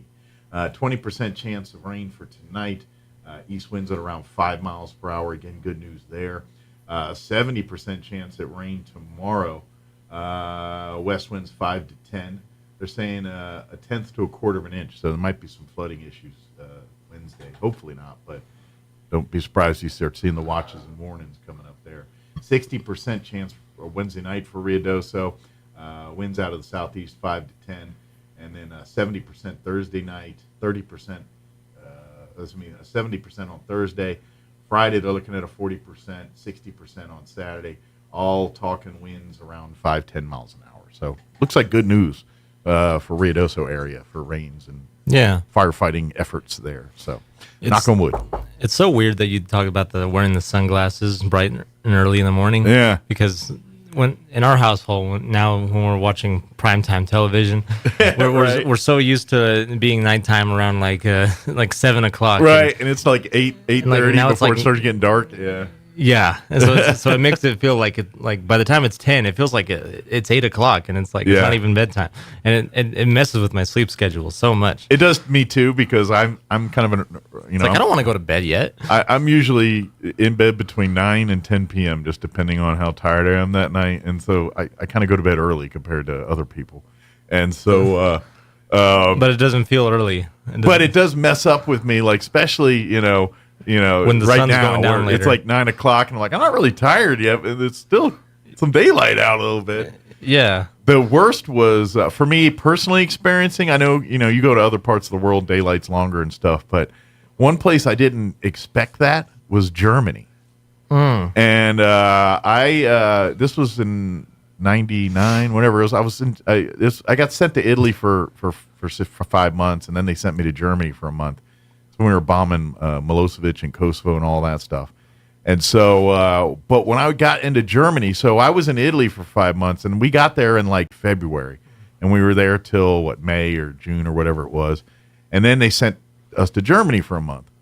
Mm-hmm. So by the time I got to Germany, it was kind of warmer summer months, and it didn't get dark there till like 11:30 at night. Like the sun was up at 6 a.m. and at 10 o'clock at night, it looked like it was like 5 in the afternoon here. You know what I mean? It was weird, and it was just that time of the year. And it was their time. Yeah, where they get time. a longer. I mean, like you go to Alaska, and it's even worse there. Like this time of year, they'll have it where there's only like an hour or two of darkness. And now I think it's shrinking now where it's getting darker longer. But like when they hit the solstice. Yeah. They only get like an hour of nighttime a day. Now, conversely, in the wintertime, when it's the winter solstice, they only get like an hour of daylight, and it's dark the rest of the time. So you take the good with the bad here. In the summer, you don't get much darkness, and in the winter, you don't get much light. So it's kind of a trade-off. But then again, if you become a citizen of Alaska as a state resident, you don't pay taxes, and you get a check every year. Because of the pipeline and everything, each family gets a couple grand depending on how big your family is each year from the state of Alaska, and they don't pay taxes. So yeah, the good, the bad. There's incentives to live there, and there's negatives to live there too. So if you got strong mental health game, might make a few shekels just being a resident. I do a lot, and the reason I know that is because I'm military, and quite a few guys that get stationed in Alaska at Elmendorf, or one of the bases up there. Yeah. And so when they get there long enough, they get their state residency, and then they just have to basically prove that they spent any time in Alaska that year. So you can literally go to Alaska, buy a Coke, have a receipt, then turn that in. It's like, here I was in Alaska, and you get your state residency check. Now, if you live there, it's pretty easy. But if you get deployed or say you get reassigned to a new I base. can't tell if it's the most like relaxing place or the most dangerous place. Yes, it is. Yes and yes. I mean, it's slower paced life because it's not the hustle and bustle of the city, but you have a greater likely of chance of the wildlife outside in your front or backyard could kill you. Yes, you gotta get the pack of snow dogs ready just to go grocery shopping. Yeah. Like, did you ever watch Alaska Bush People? You remember that show, or remember? I've heard of it. I never watched. So it's like all the other. It's like Ice Road Truckers. Yeah. But this one followed a family more than like Ice Road Truckers. They just had like a group of truckers and like, all right, whoa, ice is shaky. I'm carrying a big porta potty, and ice is shaky. I'm carrying a tank, and it's pretty much the same. Well, it felt like they just put random words in a generator and just came up with Alaskan Bush People for a show. Well, Alaskan Bush People, that concept of that show. Now it's dramatized, Hollywoodized like any other reality show. But the premise of that show was there was a family that decided they're going to go live in the Alaskan bush. They're going to, live basically on the land, have their own land. They bought at one point in this show, they had their own island that they bought, like a Brown Town or whatever they called it. The last name's Brown. And so they had now it's evolved. Like the family, I believe, is now in Colorado or something. They've had some. The father's passed since then. The mom's been sick. A couple of the children have had some issues with drugs and alcohol and some other things. But anyway, the point is that History Channel money. Yeah, it's right to get big. Well, and these people are backwoods people. Let's face it. I'm sure they're more in touch with society than they claim on the show, but by no means are these people like social savants in society. They know less than they know. But and so they basically lived in the show went on for like 6 or 7 seasons. They may even still do another one every once in a while. I don't know, but yeah. So but the whole premise of that show was that life in Alaska, and the day and the nights, and of course they lived off the land, so they literally built their own houses, and at least this is the way the show portrayed it. Who knows, at night they may go to a hotel, but the way the show portrays it, they live in Browntown there and all that. It was fun to watch the Alaska, just that way of life and seeing it, because some of it, they got, you get in the cities, you have amenities, like maybe not as fast as you would in some of the stateside cities, and I'm sure things cost a lot more. Probably costs a lot more to get things like milk and Tide and hamburger helper shipped up to Alaska there. It's kind of like Hawaii. Like if you go to grocery stores in Hawaii, yeah, cost of things, milk is probably 2-3 times higher than what you're paying for milk here. Imagine Alaska's dealing with the same kind of thing, just because of supply and demand and getting things to remote locations. Yeah, it's probably in a bag, too. And I remember, well, yeah, it's just like I know Canada has milk in a bag. You probably get milk in a bag here too. I wish we had the days of the milkman with the glass bottles still coming up on your doorstep. Something about drinking milk out of the glass bottle just seems delightful. Yeah. I don't know why. Oh yeah, no, I've always wanted to do that, but like it seems delightful. But that's the norm, I think, in Canada. Like they come in, like it comes in a bag. Yeah. And See, when things like that come in a bag, I think too much of like military MRE meals and dehydrated food, because I've had quite a vast time where I've eaten those between my time in the military and then Boy Scouts when we go to like high adventure camping and stuff like Philmont. You carry everything with you, including your food. So your food is dehydrated stuff, things in pouches that you can boil water on a camp stove and pour in the bag kind of thing, and then let the water sit, and then you got like turkey tetrazzini or something after about 20 minutes or whatever it is. So I've eaten a lot of those, and so anytime I see drinks in bags, I'm like, like water in bags, I'm like, reminds me too much of days I don't want to think of. Or water in boxes too, just the opposite. Well, I like that. I don't mind the box of water. That one, because to me it's good, especially when it's all white and generic and just says water on it. Yeah, I kind of would like that. I'd like to start a company where you just make generic looking products like it, just water.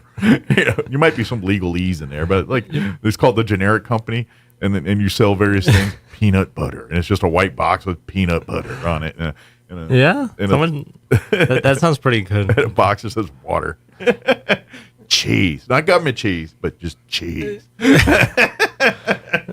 No, I think someone tried to do that a couple times. Yeah, probably success and fail, but that's where I'd go with it. You kind of reminded me of these rich people you see on YouTube that go off the grid, quote unquote, and they're rich, right? So they have these like cabins that were obviously built for them, and stuff. But it's just you reminded me with the Alaskan Bush people how they were living off the land and stuff. Yeah, well, they built their own stuff, and to their, at least the way the show is presented, they didn't use like the glamping, like yeah, we didn't buy a portable solar system that you can install or water heating system.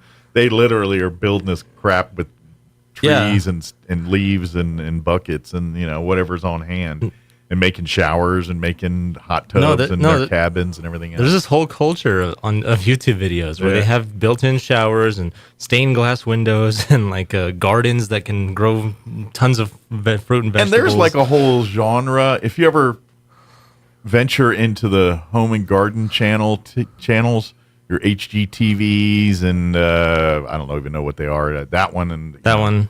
The Lifetime? Yeah, like the DIY channel, do-it-yourself channels and all those, where they show copious amounts of like those real estate shows or Flip My House kind of thing. Or TLC. Yeah, or the ugliest house in America, and then we're going to fix it. Or they get Ty Pennington and their stable of designers to come roll in, and they have competitions and all that. But anyway... or the two brothers, or the two brothers that they do stuff. Yeah, there's all that. If you watch those shows, there is a whole like sect of shows like that are kind of like what you're talking about, living off the grid, where these people decide that they're going to go buy a patch of land in the mountains somewhere and build a house on it, and then the show is their story of them building this house. But they do all that. Well, we've installed this solar panel system and all this stuff, and so a lot of them do that, but the Bush people weren't about that. Yeah, which good for them. But the way they talk about it, it seems like they make it sound like anyone can just do that. Well, it's a bougie thing. Like at that point, this is that artisan-y, hipster bougie mindset. It's always been there. It's just now shifted to things artisan-y like this.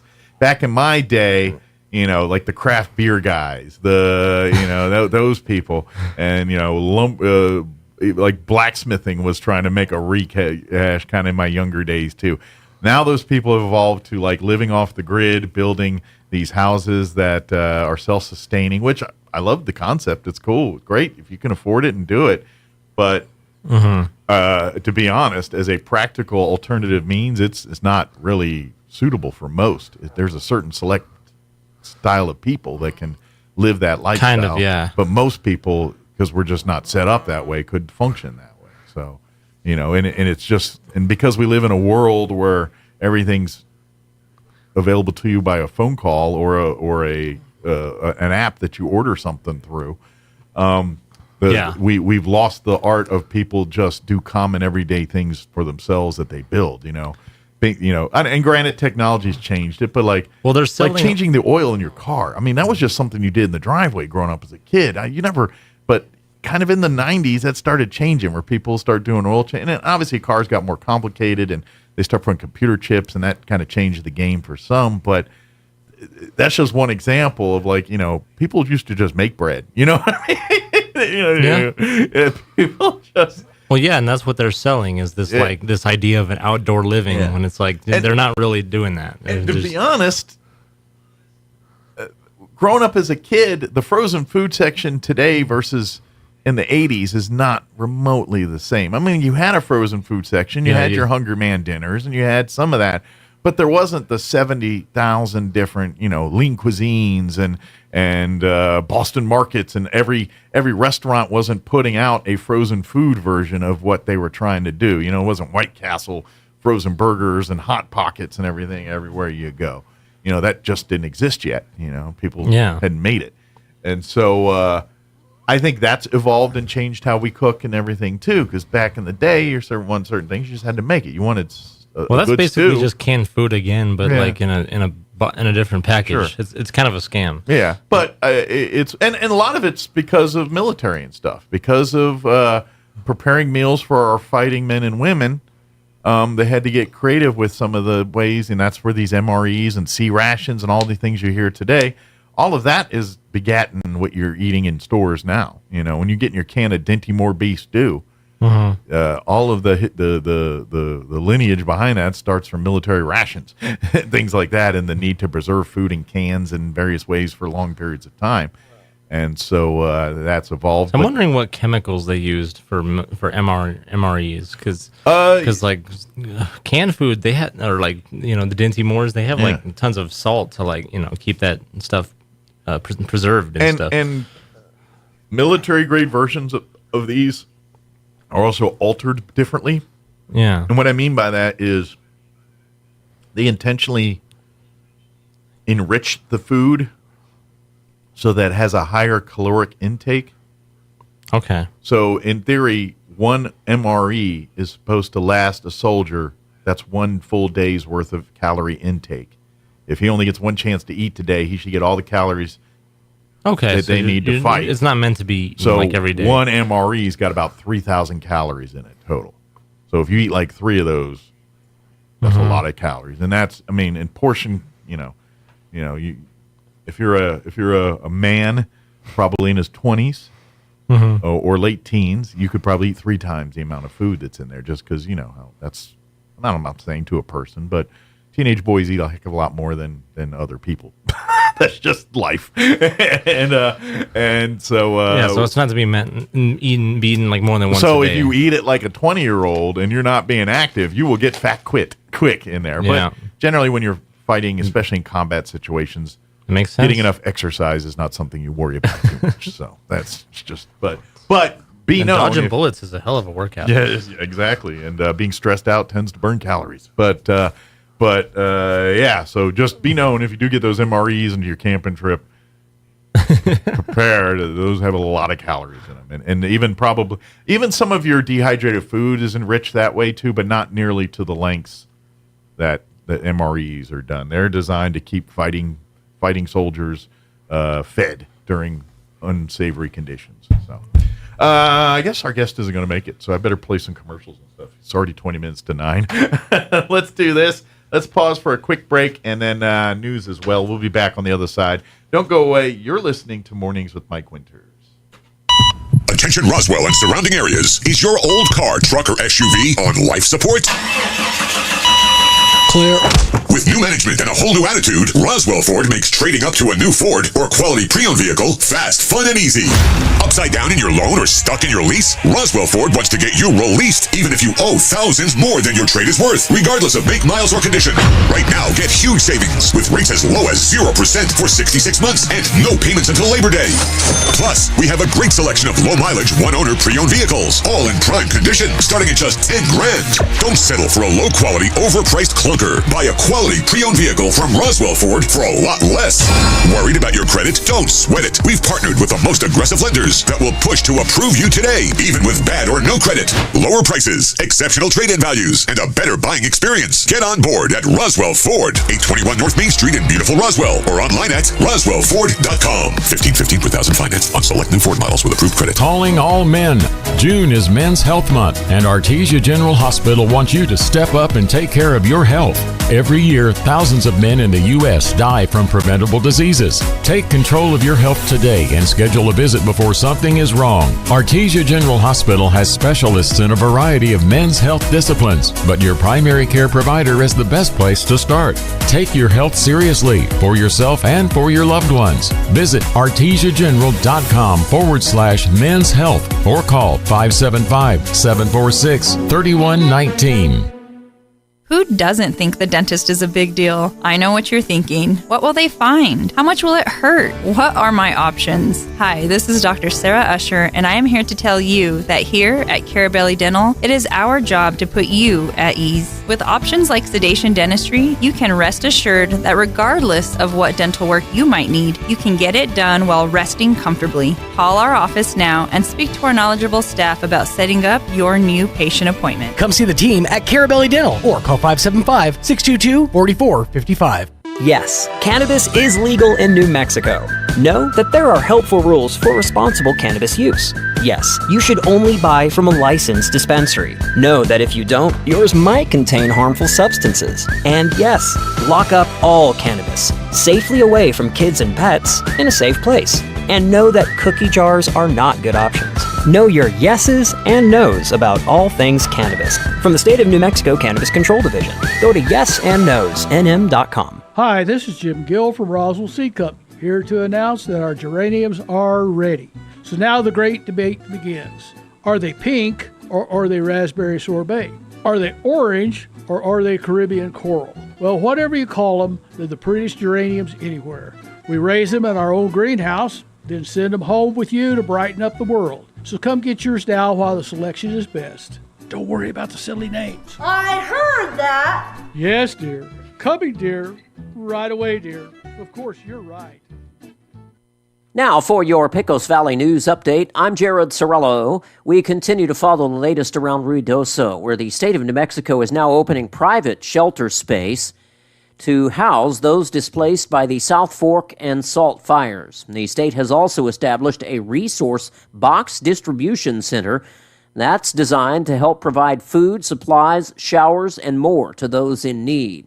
The shelter is located at the White Mountain Recreation Center, which is at 687 Hall Road, number 659 in Ruidoso.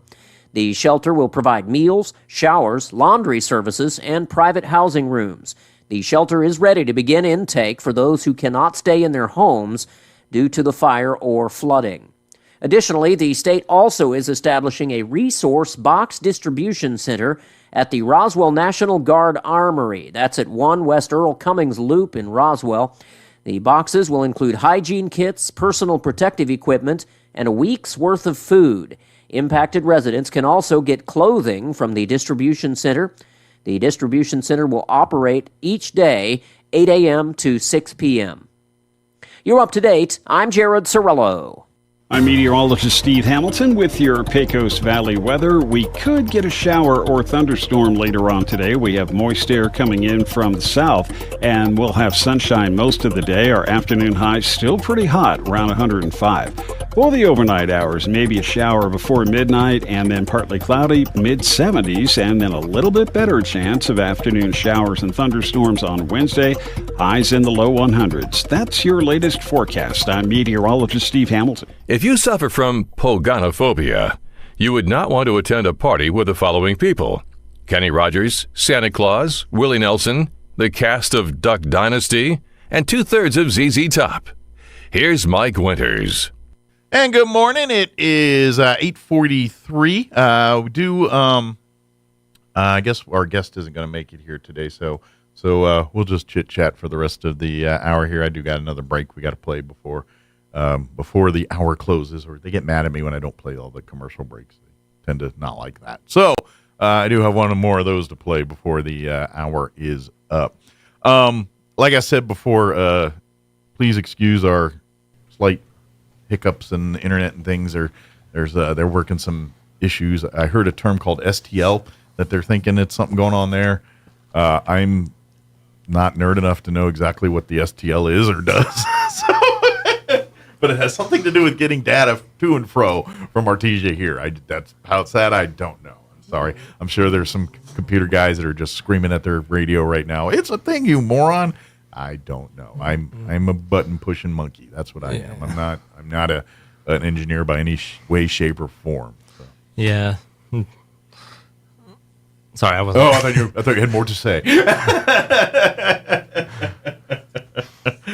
But anyway, so I guess our guest is going to make it, so we'll just chit-chat here for the next few minutes before we get you in the news. Next hour, we'll replay our interview we had with the folks from Galacticon. Elaine joined us.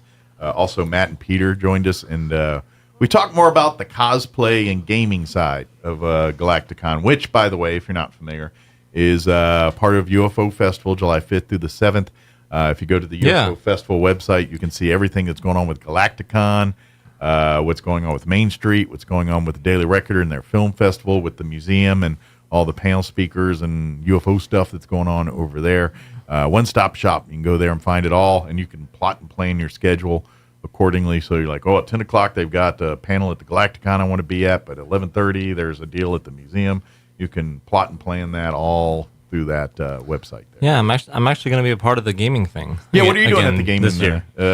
What are you? Because I know you have your club there that you could do, and you guys do. Do you guys do table games, or do you guys do like PlayStation and Xbox? No. Well, the tabletop is all done by like Matt Bromley. Yeah, Matt, which we did interview, and he designs games, by the way. Yes, he does. I was picking his brain a little bit. Like, do you have a couple like Holy Grail games that you want to make but just haven't because technology's not available or whatever? And he says, there's about 7 of them. But yeah, the other day he showed me something where he had like a bunch of cars like from Disney's Cars, and like he just made like a board game with all these models and nice. And basically just a board game where you play as you basically race, but it's like stat based and stuff like that.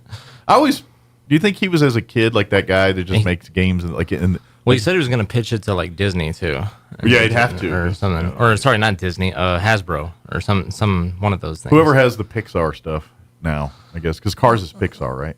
Yeah. Yeah. Or like Mattel or something like that. Yeah, I'm not sure who has the ownership properties in there, because I don't think it's part of Disney anymore, or because it was Lucas, right?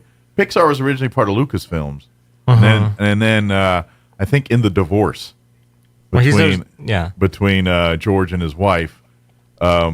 That separated it, because I'm pretty sure George Lucas's wife owns a majority stake in Pixar, but don't quote me on that. Like, I think in the divorce there, she owns a piece of that still, and so I don't know exactly. But I think he just wanted to pitch it to a toy company, right? Well, and I don't know who makes Star Wars toys now, but back in the day it was Jenner.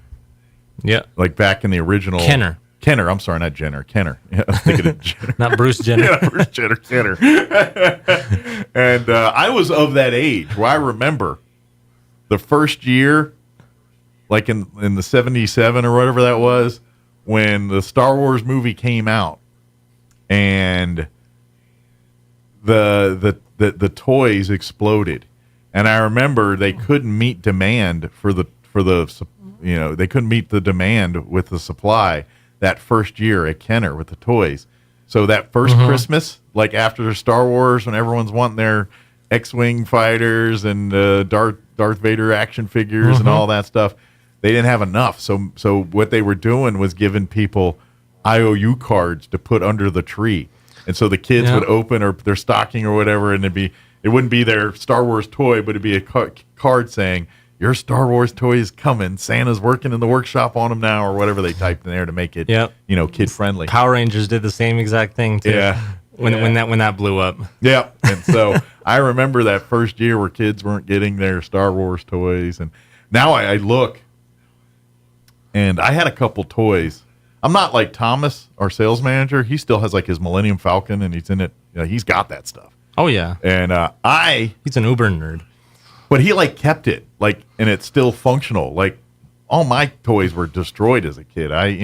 But like I had some, like I had some things that, like, if I still had them in mint condition, probably worth a lot of money. Like I had the Death Star. I had the actual Death Star set that was like a 4-story jobber, where it was the little foam pit at the bottom, and then the one level had it was like some kind of control room or something. Then one level had the part where they have to swing across the bridge and all that. That was it. And then the top, was the gun, the big Death Star gun that blows everything up. Okay. And so and then there was like an elevator, you could shoot them up, and they had these panels, and you had to put it together every time because it was like a whole kit. But I had that thing, and I played with it all the time. But like I said, it was a kit. So as you get playing it more, the leg for the third floor is missing.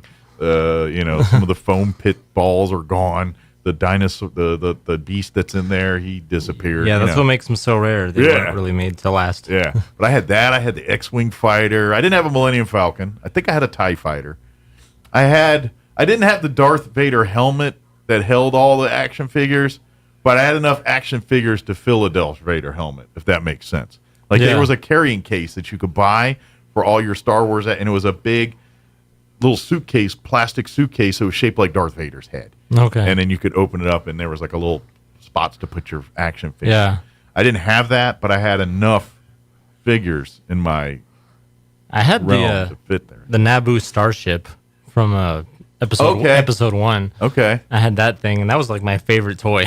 See, and all my stuff was for the original 3, so it was 4, 5, and 6. So I had a few Jedi. It was that yellow, like sleek looking one that was like looked like a Ferrari. Kind of. I had the snow speeder from Empire. Oh wow! But I did not have the AT-AT. That was my bucket list thing I wanted that I never got because it was just out of reach. It was there with the G.I. Joe aircraft carrier. Just wasn't something to be had. Yeah, the AT-AT. That's why you say AT-AT. Yeah, we called it AT-AT back in the day. We didn't get that nerdy.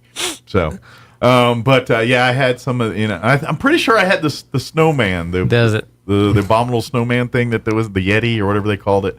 I'm pretty sure I had one of those action figures too, because it was obviously bigger than the Star Wars guys are about that big. That thing was about that big. Yeah. Anyway. Yeah, they had the AT-AT and the AT-ST. Yes. Yeah. I had the AT. Yeah, I had the other one.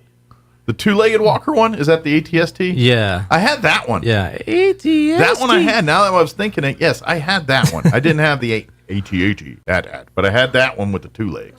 That was one I had. So, and then sometimes I can AT-AT walkers. Well, and some of those toys, they were kind of beat up by the time I moved on to G.I. Joe, but I did have a crossover period where some of my AT-ST, whatever the thing's called, did battles with the Cobra Hiss half track that I also had, and my G.I. Joe hovercraft, which I also had too. Yeah, so. No, it just reminded me of this video of these guys like making fun of the Rogue One movie, where they had like all the Star Wars and stuff that about Star Wars jam packed in it, and they were just like firing off every reference they could think of and stuff. Yeah, and those. I've seen some of those are pretty good. I probably should take my final break here. It's 8:53. Let's do this. Let's pause for Lou Dobbs' business report and a quick break before we get you in the next hour. Don't go away. You're listening to Mornings with Mike Winters. All across America, this is the Lou Dobbs Business Report. I'm Ryan Lang in for Lou Dobbs. June trading winding down. NVIDIA losses mounting. Rivian revamping cost cutting. Last week of June off to a mixed start. The Dow Jones Industrials finished up more than 260 points yesterday. The S&P down 16 points in the session. The NASDAQ shed nearly 200 points. NVIDIA's skid continues. The stock lost another 6% yesterday. NVIDIA down more than 10% over the past week of trading. NVIDIA coming off of its first losing week in the past 9. Shares of Carnival Corporation climbing ahead of today's quarterly update. The stock up 2% yesterday, up 8% over the past 5 days of trading. Today's report setting the tone for the cruise stocks. Carnival, the first of its peers to report this earnings season. Analysts calling for more than 15% revenue growth over the past year. Rivian refocusing on cost-cutting to turn its first quarterly profit. The EV maker says it's simplifying battery production, cutting more than 100 steps from the process. Rivian telling investors that would translate to about 35% in cost reduction. The updates sent Rivian stock up more than 7% to start the week. Please join Lou twice each weekday for the Lou Dobbs Business Report right here. Business news you need to know. Keep listening for more. This is the Lou Dobbs Business Report. Economists warn that massive tax hikes could devastate your IRA and 401k as the stock market braces for impact. I'm Larry Kudlow, and I urge you to fortify your savings with physical gold with my friends at Priority Gold. To learn how gold and silver can help diversify your savings, please call 1-800-405-GOLD or just visit PriorityGold.com to get a free gold information guide. That's 1-800-405-GOLD. Pull! Shooters, mark your calendars for the H.F. Sinclair 3rd Annual Freedom Clay Shoot, July 12th and 13th at the Eddy County Shooting Range, benefiting the Artesia FFA. Main event is Saturday. Registration at 7 a.m. 1 in 4 participants win prizes, gun boards, raffles, and lunch included. There's an option Friday night light shoot with $40 individual rounds. Details and registration info at artesiachamber.com. Deadline is July 1st. The 3rd Annual H.F. Sinclair Freedom Clay Shoot, July 12th and 13th at the Eddy County Shooting Range. Believe it or not, your home insurance company isn't evil. Jennifer from Trustmark Roofing here. A lot of roofers make your insurance company out to be your enemy. They'll talk about fighting and battling your insurance to get you the claim you deserve. But honestly, your insurance company is a group of people just like you and me. That's why we don't treat your roof insurance claim like we're going to war. We treat it like a court case. We provide your insurance company every piece of evidence needed to get you the highest possible claim. We submit photos, videos, detailed documents, and line-by-line estimates. And guess what? Our non-combat approach works. On 92% of roof insurance claims, we get the highest amount the first time. And the rare times we don't, well then, that's when we go to bat for you. Call today for your 20% off coupon for our spring roof and gutter maintenance service. 575-755-ROOF or visit TrustmarkRoofPros.com. Trustmark Roofing, we put people first. If you're missing a tooth or several teeth, a dental implant may be the ultimate solution. Implants look and feel so much like real teeth that you probably forget you have an implant. Maupin & Brown Dentistry is one of New Mexico's most experienced implant providers, with literally thousands of implant patients who are absolutely delighted with the results. Call Maupin & Brown today for an evaluation. You'll be surprised how affordable implants can be. Maupin & Brown, your choice for experienced, state-of-the-art dentistry. At River Flooring, Roswell's premier quality flooring destination, commitment to excellence is key.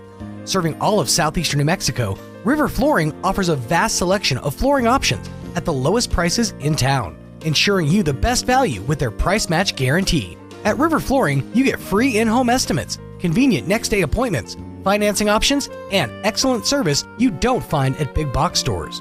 From hardwood and tile to luxury vinyl and carpet, River Flooring wants to earn your business, residential or commercial. To learn more about River Flooring and the many services offered, visit their website at riverflooring.com or stop by 205 North Virginia in Roswell and meet the River Flooring family and staff today. Open Monday through Friday, 7 a.m. to 6 p.m. Mulan has the highest kill count of any Disney character. When asked for comment, Buzz Lightyear responded, "To infinity and beyond." Here's Mike Winters. And good morning. We're closing in on 8:58. Like I said, stay tuned next hour, about 9:15 or so. We're going to replay our interview we had with Elaine Mayfield talking Galacticon. Matt and Peter also joined us to talk the gaming and cosplay side of this year's Galacticon festival and all that good stuff. So we're going to play that interview for you next hour. Let's see. Anything else I want to put on your radar here? I've got some stuff. I need to clean this out. There's some things that are no longer relevant here that I need to get through. But like I said, for a complete schedule, everything for Galacticon and UFO Festival, you can go to the UFOfestival.com website and see everything that's going on there. Believe it or not, this is a 2024 schedule. I got it from Elaine. I think I got it last time I talked to her. Not yesterday, but the time before. So that's fighting game tournament. Okay, yeah, you're doing your fighting game tournament as part of the gaming side of things. So if you like your Street Fighters and games like that, there are going to be 2 full days of that at Galacticon here. Yes, with a cash prize. Nice. So if you're competitive or just casual, there's categories for everybody too. So all you if those games aren't your cup of tea, then check out one of the tabletop games. There'll be gaming and all kinds of stuff going on all week. But like I said, we had Matt and Peter on. They kind of explained all that good stuff, and we'll play that interview for you next hour. But it should be a lot of fun. Get out there and be a nice break from everything to go and celebrate and do it. And of course, get involved with the costume contests and everything. It's part of this year's UFO Festival. Have some fun with it. And let's make this the best one yet. I'm seeing Thursday, July 4th, Galacticon at Peppers. Oh, that's their what they call like a welcome party. They have all the vendors and Galacticon people. I'm sure you're part of that crew. Yeah, it's like they go and have dinner, and usually there's some live music and just a little. Hey, welcome back. Good seeing people I haven't seen in a year. Things like that. That's like a welcome reception for all the Galacticon folks. Kick off the UFO Festival a little bit, you know. Like back in the day. Oh, never mind. 8 p.m. to 10 p.m. I got to tell you later because we got to go to news. You're listening to 106.5 Roswell's Talk FM, KEND, Roswell, New Mexico. We'll be back. Don't go away. News this hour from townhall.com. I'm Rich Thomason. Federal investigators now confirm that a trackside sensor had failed to detect a burning rail bearing in enough time to perhaps prevent the train derailment catastrophe that devastated the small town of East Palestine, Ohio. President Biden allowing Iran to set up absentee polling places in the U.S. for the Islamic Republic's upcoming election. The decision has sparked protests from conservatives who note that Iran remains the world's biggest state sponsor of terrorist attacks, including against Americans. Richard Goldberg with the Foundation for the Defense of Democracies told Voice of America, quote, how and why we would facilitate such a charade for a state sponsor of terrorism that is hunting Americans every day is beyond me. The administration says this is not the first time that Iran has been allowed to use absentee voting stations inside the U.S. Bob Hagner reporting. A lot of us are on the move. If you think airports are crowded this summer, it's not your imagination. The Transportation Security Administration says it screened a record number of travelers on Sunday, just under 3 million people.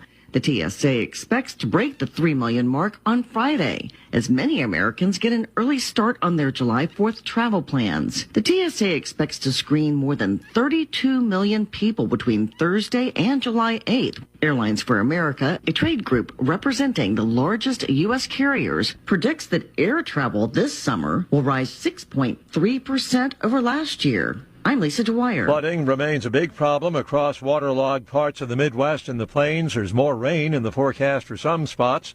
Meanwhile, an early summer heat wave is persisting. Today's forecast high in Phoenix, 108. Feels like 112. On Wall Street, the Dow down 187 points. NASDAQ is up 135. More on these stories at townhall.com. Everybody wants cheap airfare, but where do you find it? You call low-cost airlines. Their prices are direct from the airlines, and they're so low you can't find these fares published anywhere. They specialize in cheap flights, discount hotel rooms, cheap car rental rates, and great package deals anywhere around the world. Wherever you want to go, they can help you get there cheaply and with a best price guarantee. If you want the lowest prices on your airline tickets or other travel services, call now. That's right, call. That's the only way to get these rates. Experts are standing by 24/7 to get you the cheapest airfare and hotel rates available. So don't wait. Call right now for the lowest travel prices anywhere and for great last-minute travel deals too. Call 866-755-5300. That's 866-755-5300. Again, that's 866-755-5300. Call us right now. Secretary of State Blinken tells Israel's defense minister, who's currently visiting Washington, that the U.S. most anxious to avoid an expansion of the Gaza war. This issue of trying to avoid further escalation has certainly been uppermost in their discussions, and really avoiding escalation on two fronts. Escalation of the war in Gaza between Israel and Hamas, but there's also concern about the skirmishes that we've seen on the northern border of Israel with Lebanon, with Hezbollah over the last few days, and there's very real concern that those skirmishes could turn into something more serious and escalate into a wider Middle East conflict. And that's BBC's Peter Bowes. South Korea is lashing out at North Korea's resumption of trash-carrying balloon launches. The South now threatening to restart its anti-Pyongyang propaganda broadcasts to North Korea. News and analysis, townhall.com. Those delays at the car dealership, at least some of them, are cyber-related. CDK Global got hit with back-to-back cyber attacks. John Crane with Hawk Automotive Group near Chicago says they're going back to basics. We can still fix their car. We got to do some, handwritten paperwork. We can still order their parts and get them delivered. We can still sell them a car. We can take their trade-in and pay off their trade-in. All that stuff just requires a little bit more work. And more time. Crane says switching back to paper is hard for anyone used to computers. The people who've been around longer, the guys who have maybe a little salt in their hair like me, we remember how to do it before the computers do. A CDK spokesperson says they have begun the restoration process. I'm Ed Donahue. We Americans are feeling somewhat less confident this month. Consumer confidence, measured by the Conference Board, has dropped when it comes to expectations for the near term. More on these stories, townhall.com.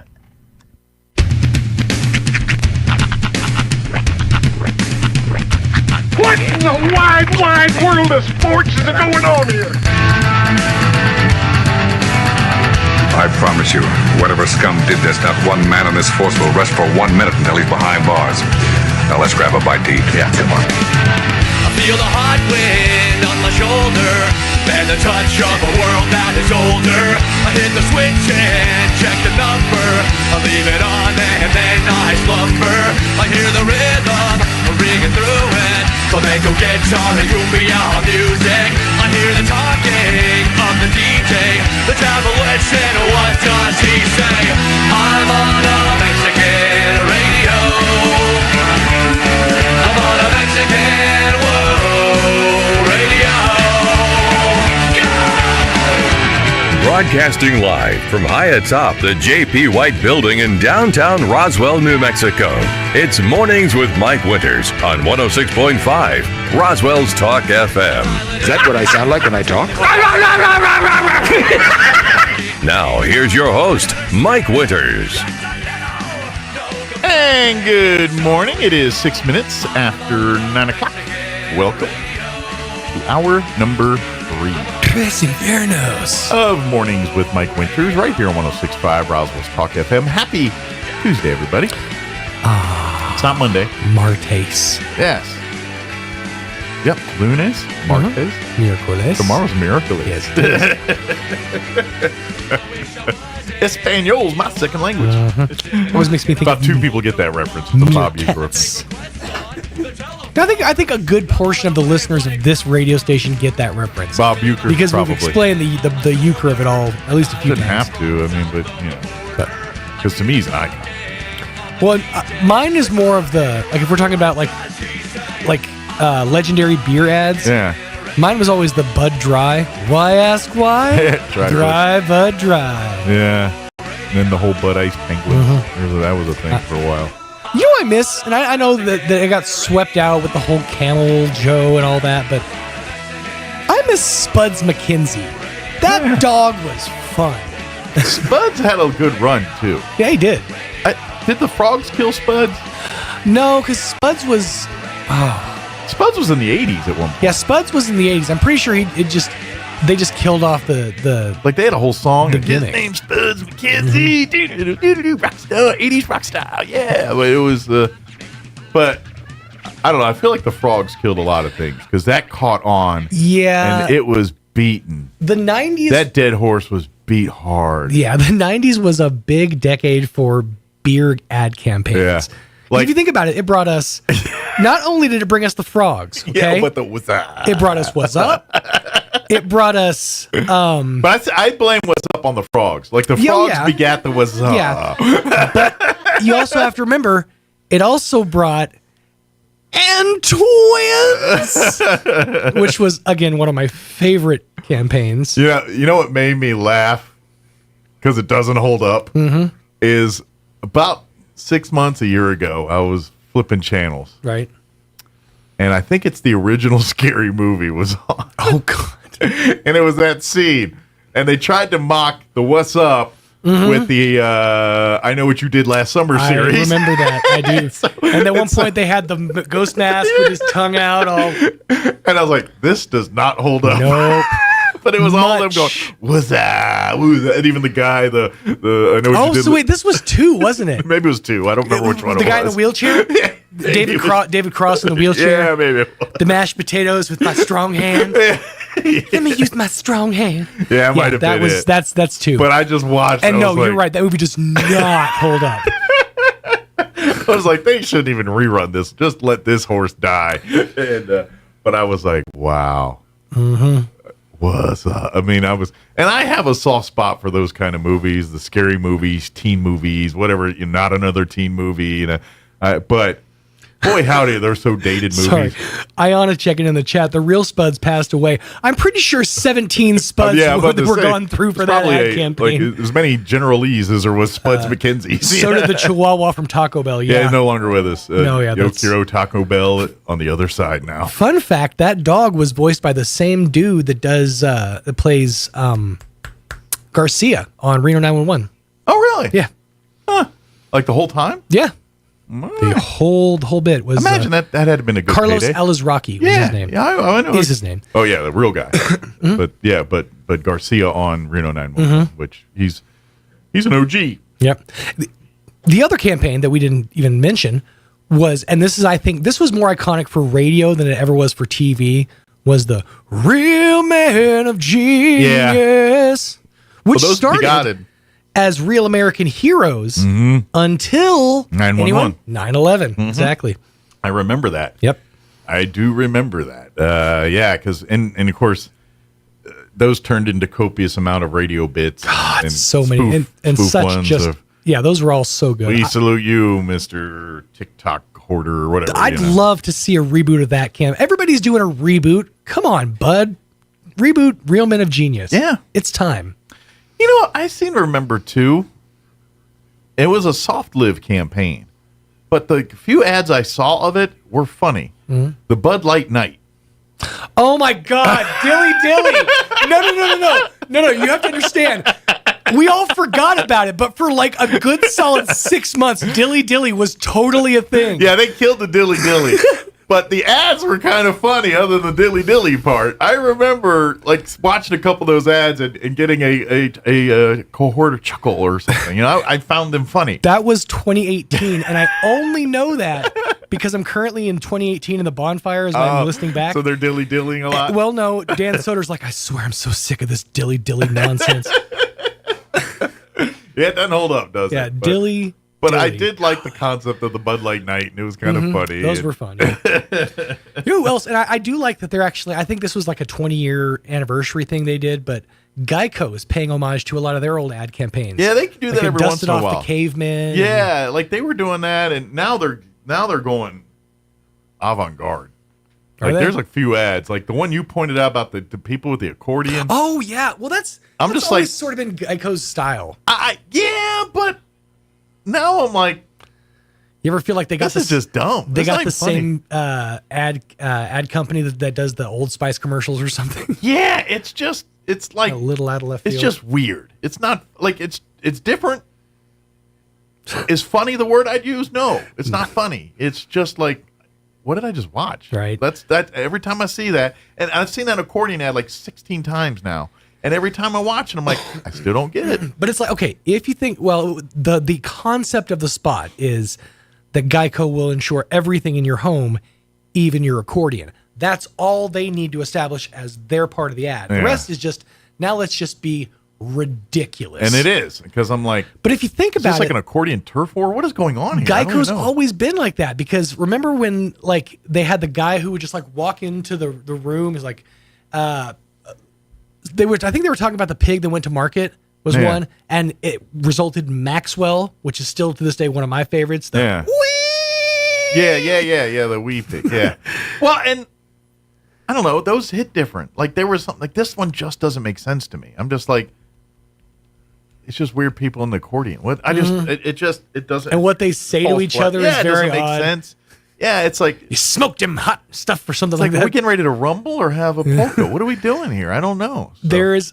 There's moments where you're just like, in certain things where you're just like, okay, I think we may have gone a step too far. Yeah. I've got a great example. Spoiler alert. If you haven't seen the new Garfield movie, there's a moment at the end where two lovers are basically, they're separated for decades and they're finally reunited. Again, spoiler alert. And then out of nowhere, they start playing Let's Get It On. Like, why are we doing this song? It's just like they're looking back and forth. I've been really trying. I'm like, what are you doing? I guess my 10-year-old right here. Well, this is weird. I guess they felt that was, long lost love safe. You know? Yeah. That's how us old. But then again, they had the shifty eyes. Like, that's how us old people. We doing this? So that's how us old people reunite. We play, Let's Get It On. Various songs from the 70s. Go through our records. Dust off a little Benny Mardones. They like this Barry White guy when they talk about sexy music. So let's put that Barry White guy. Benny Mardones is another one that I don't think a lot of people looked at the time. Yeah. You got to imagine Benny Mardones. He has the song Into the Night. He's standing there. This whole band's playing. They're jamming out. He starts singing, she's just 16 years old. The rest of the band's going to be like, did he just say 16? Yeah. Well, speak. Yeah. Just so Kim and I were talking. And of course, there's a commercial right now where Winger and who's the other? Yeah, it's Winger and who's the other Warrant? Band? Maybe. No, it's Winger and Hit her, Mike. They're going to be performing and they show him playing She's Only 17. So the commercial shows they only had 2 hits, Madeline and 17, that people know. And I'm all like, that's kind of creepy, that old guy singing She's Only 17. And then I followed up with, it was creepy back when it came out. It was exactly.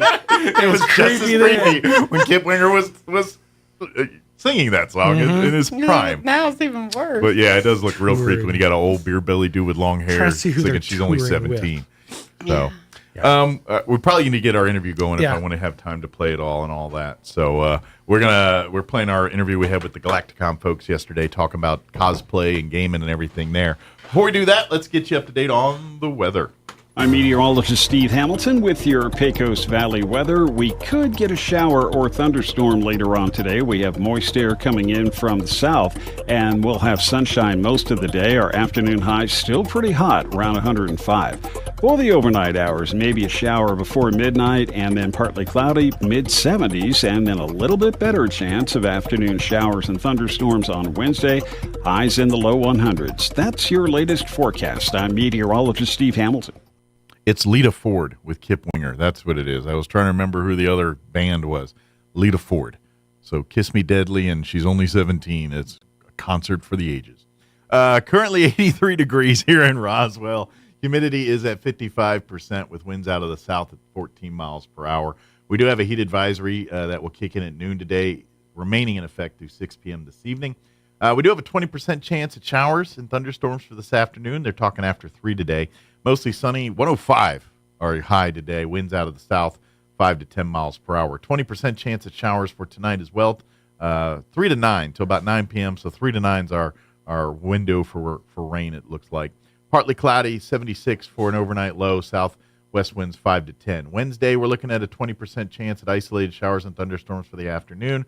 Sunny and hot, 104. Southeast winds 5 to 10. 40% chance of rain tomorrow night. Mainly before midnight, mostly cloudy, overnight low of 75 degrees, south winds 5 to 10. 20% chance at showers and thunderstorms for the afternoon on Thursday, otherwise sunny, 101 for a high. Friday, we're looking at mostly sunny skies, a high of 104. And then for the weekend on Saturday, a 30% chance at afternoon showers and thunderstorms of 30% Saturday night as well, highs near 100 for the day. Sunday, we're looking at a 20% chance at showers and thunderstorms, high high of 97, and then right around 99 under sunny skies when you head back to work on Monday. All right, 9:18, we're going to take a 3-minute break, then we're going to play our interview with the Galacticon folks. Don't go away. Are you looking for something fresh, or are you trying to find that confident smile you once had? Hi, this is Dr. Sarah Usher with Carabelli Dental, and I would like to invite you to our office to experience a new kind of dentistry. We have the most advanced technology and a highly trained team to provide you the best experience possible. Whether you're looking for a bright new smile or just want to make sure everything checks out for the best, call us today and set up your appointment for your next great experience. Come see the team at Carabelli Dental at the corner of 9th and Main in Roswell, or call 575-622-4455. Hey, this is Jennifer from Trustmark Roofing. Every storm chaser's worst nightmare. You know storm chasers, those out-of-town roofers that descend on neighborhoods after big storms. They come in, do a crummy job, then poof, they're gone forever. Well, a few years ago, our area had a hailstorm, and right on cue, storm chasers showed up. I was driving home from work one evening and saw one talking to an elderly lady on her porch. I said, "Not today, buddy." I did a U-turn, pulled in the driveway, and walked right up to them. I warned the woman who they were talking to, and I chased away the storm chaser. The woman's daughter called me later and said a storm chaser ripped them off a few years ago. She thanked me for stopping this one and chose Trustmark for her roof. Trustmark Roofing. Every storm chaser's nightmare. Every homeowner's champion. Call today for your 20% off coupon for our spring and roof gutter maintenance service. 575-755-ROOF. Or visit TrustmarkRoofPros.com. Trustmark Roofing, we put people first. Attention Roswell and surrounding areas. Is your old car, truck, or SUV on life support? Clear. With new management and a whole new attitude, Roswell Ford makes trading up to a new Ford or quality pre-owned vehicle fast, fun, and easy. Upside down in your loan or stuck in your lease? Roswell Ford wants to get you released even if you owe thousands more than your trade is worth, regardless of make, miles, or condition. Right now, get huge savings with rates as low as 0% for 66 months and no payments until Labor Day. Plus, we have a great selection of low-mileage, one-owner pre-owned vehicles, all in prime condition, starting at just $10,000. Don't settle for a low-quality, overpriced clunker. Buy a quality pre-owned vehicle from Roswell Ford for a lot less.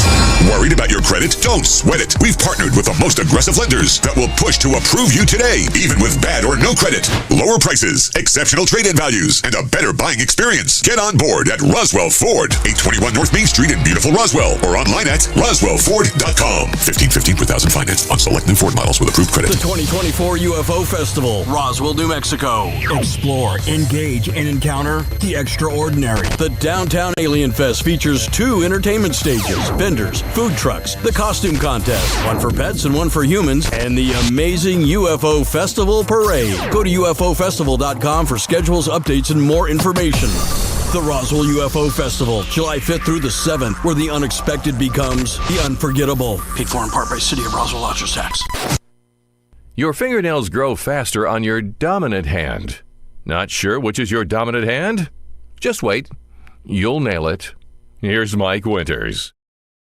And good morning. It is 28 minutes after 8 o'clock, and joining us in studio this morning, talking Galacticon, which and UFO Festival, which is all happening July 5th through July 7th. Of course, Elaine Mayfield back with us here, head of Galacticon. Yes, Monday morning. Yes. Good morning. How are you? And then we also brought two of our I guess you could say specialists that are part of this year's Galactic. Specialist is a good term, so I go with that. Put it on the cards. Yeah. And they're on my board, so that Yes. we have an executive board so we can help each other out and do things year round, hopefully. Well, you know, we tend to find that, especially for events like this that are staples and been going on, it's better to have a collective group of people making decisions and helping with logistics versus one person doing it all. You find out real quick that it's very hard to do that. So guys like Matt and Peter here are definitely helping. Of course, Matt Bromley, you're the gaming guy. All the gaming and stuff that's going to be going on at Galacticon, that's kind of under your umbrella. Yes. And then we also have Peter Powell, and you're kind of in the cosplay world of everything Galacticon. Correct. I do emceeing, and I also do the cosplay contest. Trying to get people involved.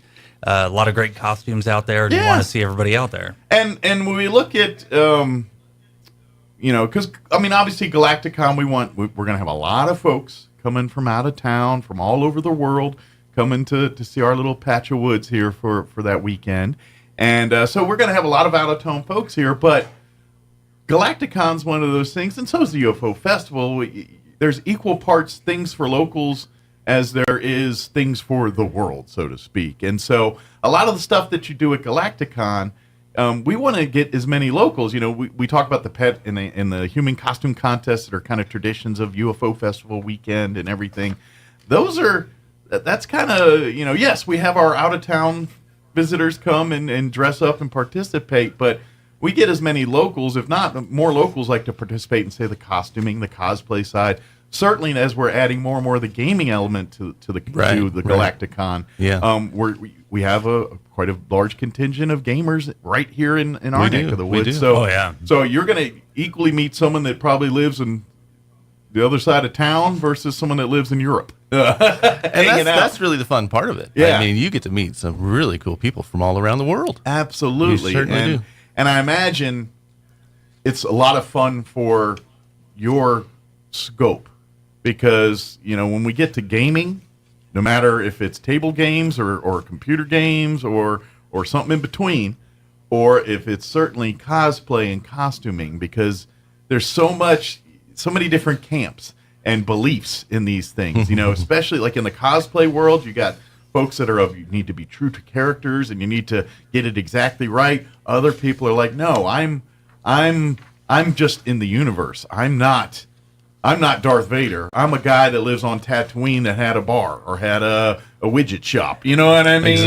Exactly. That's the world. Yeah, in the cosplay universe, we love seeing original ideas. Yeah. You can build on something so simplistic and make an original character, and it's always great to see when people do that. Yeah. And so that's kind of the melding of all this weekend and what really Galacticon's about. It's, as the years have progressed, there's kind of, been different majorities of people, obviously there's a lot of steampunk history in the history of this Galacticon, and there still is some of that, but it has evolved so much more from those first years of Galacticon, where it's a much broader, much more all things just nerd. Yes. Peter was one of the founders of the Steampunk Society here, and so he's been involved with that part of it, and that's how we met and pulled him into this.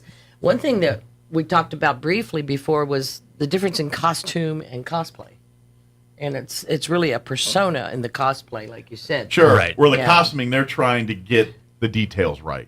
Kind of, like you look at like is it the 405th? The Star Wars. Oh, the 501st. 501st, thank you. There may be a 405th out there. I have a lot of, I'm a jack of all trades, master of none. I have nerddom in a lot of things, but uber nerddom in nothing. Uber nerddom. Yeah. So, but of course, those folks are much about getting it as movie quality as possible. Like when a stormtrooper from them walks in, they want you to think it's straight out of Tatooine or straight out of the Death Star. You know what I mean? And I completely understand that because there are a lot of cosplay community out there that they go for movie accurate replica. Sure.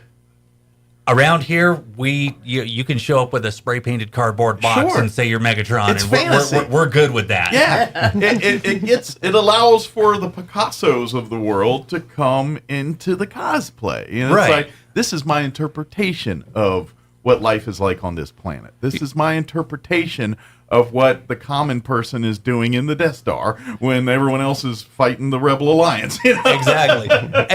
And going back to the steampunk aspect of it, there is no wrong answer in steampunk. Sure. You can be a kid with goggles and a hat and be a steampunk newsie. Sure. And it really into genre, like you could get some that more think of like when you say steampunk and you think of Jules Verne and you think of that, the futuristic with the 1800s with the Victorian era, vision to it, and that's, I guess you could say steampunk in the traditional sense.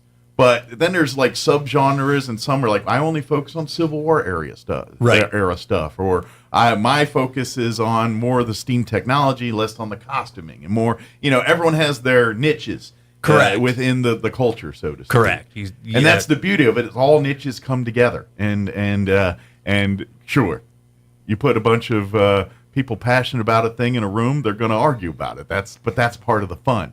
It's no different than, like, of course, our Galacticon pregame party here, Towel Day, and many of the stuff with the Hitchhiker's Guide to the Galaxy. It's the same thing. There are so many people that can read or be a fan of a certain property and take away completely different messages from it. And Galacticon is a coming of all things of that, I think, a little bit too.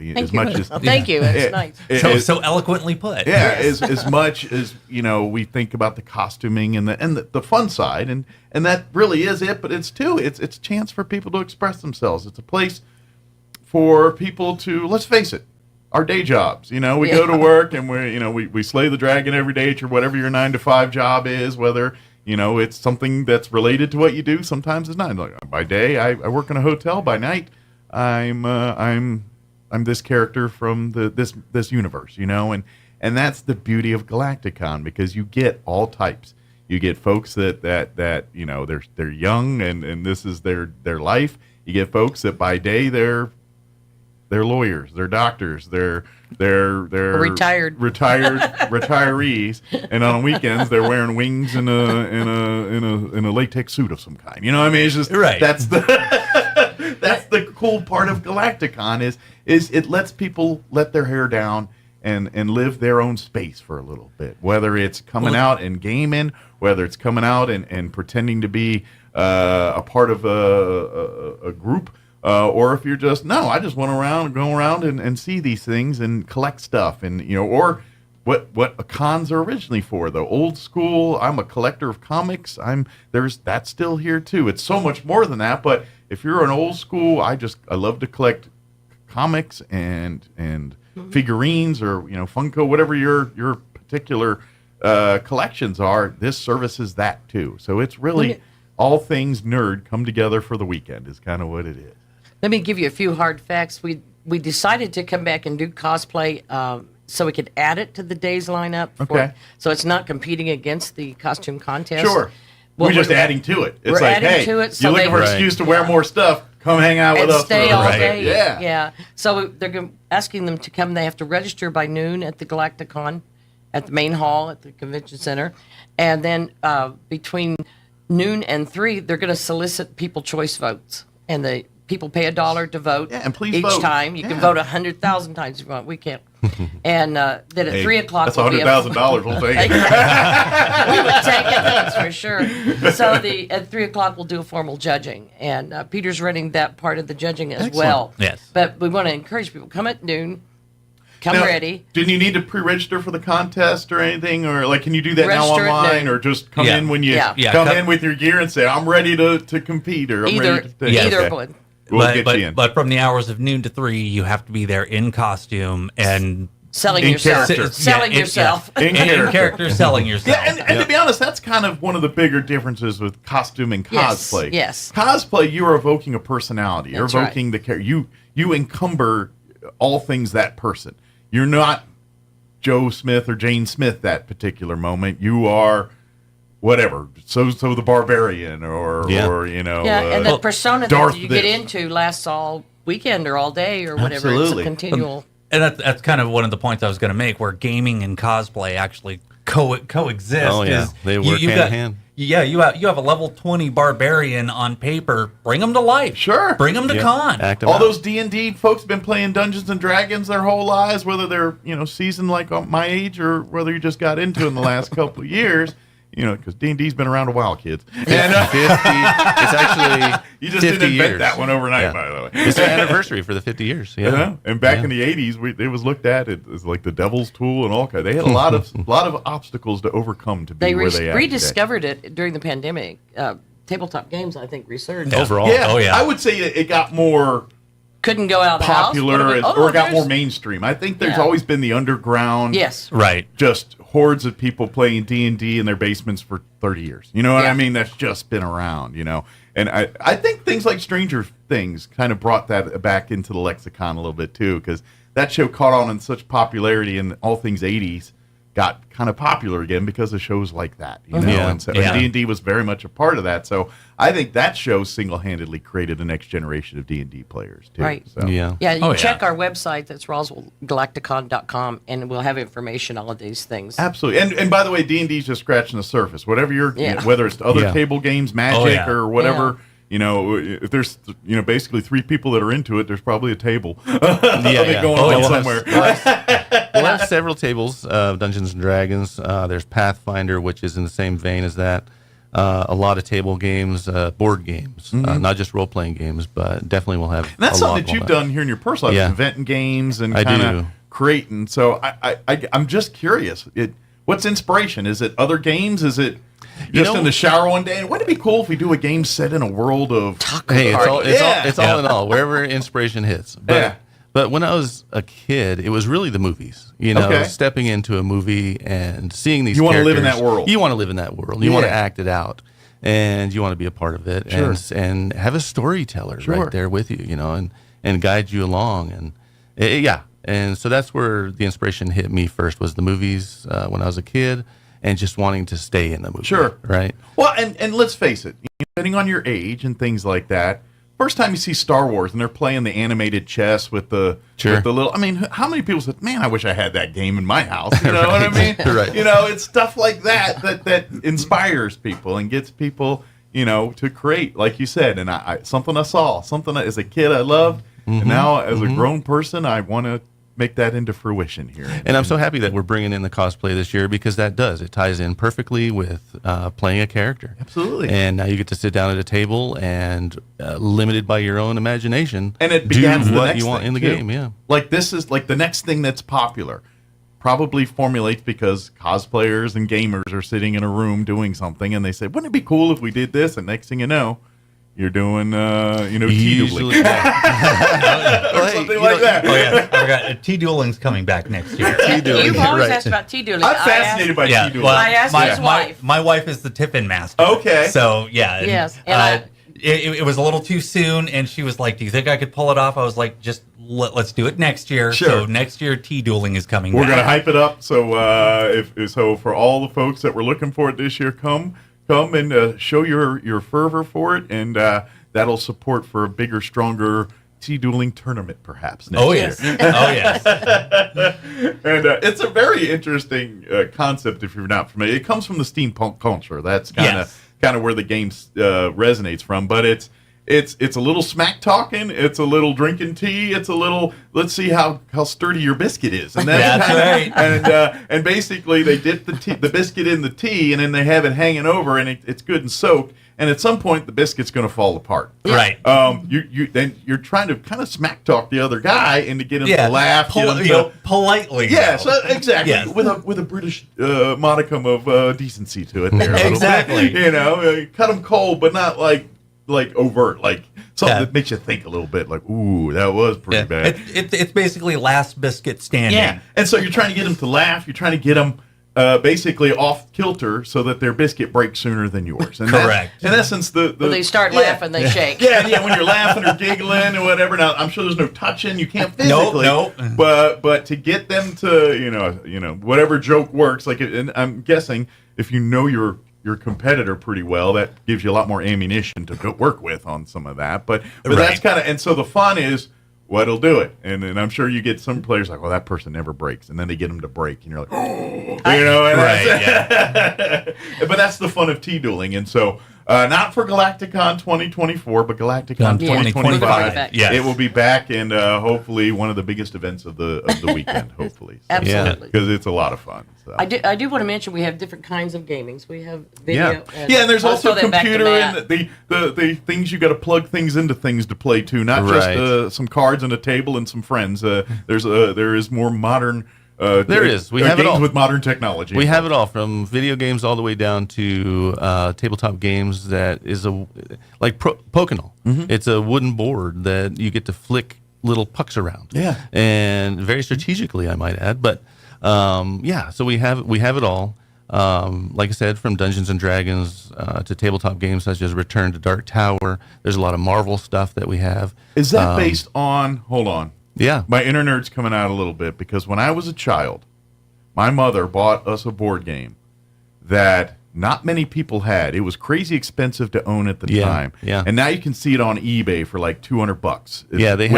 And it's called The Dark Tower. Well, there's the Return of Dark Tower. And that's what I was wondering. Is it an offshoot of that game? I believe it is. I loved that game as a kid. And basically, it was in that era when electronics were starting to show up in board games. It was kind of before Nintendo and all that took off. Pong and maybe Atari was around about that time, but we weren't into the next evolution of gaming. And so there was a lot of board games that had electronic element that came out. Yeah, the tower, it has certain things that it does electronically. It was a big black tower that sat, and basically there were 4 lands around, and you had... It's the same, yeah. You each had your land, and there was like an armory, ruins, and each had a different... And you basically had to build up your armies, defeat the other armies, and then take on the tower. And fight on. And that was the premise of the game, and it usually lasted like Risk, about 2.5 days to get through all of them. I'm not sure in the original version. Exactly. I'm not sure in the original version, but in the new version, in Return to the Dark Tower, it has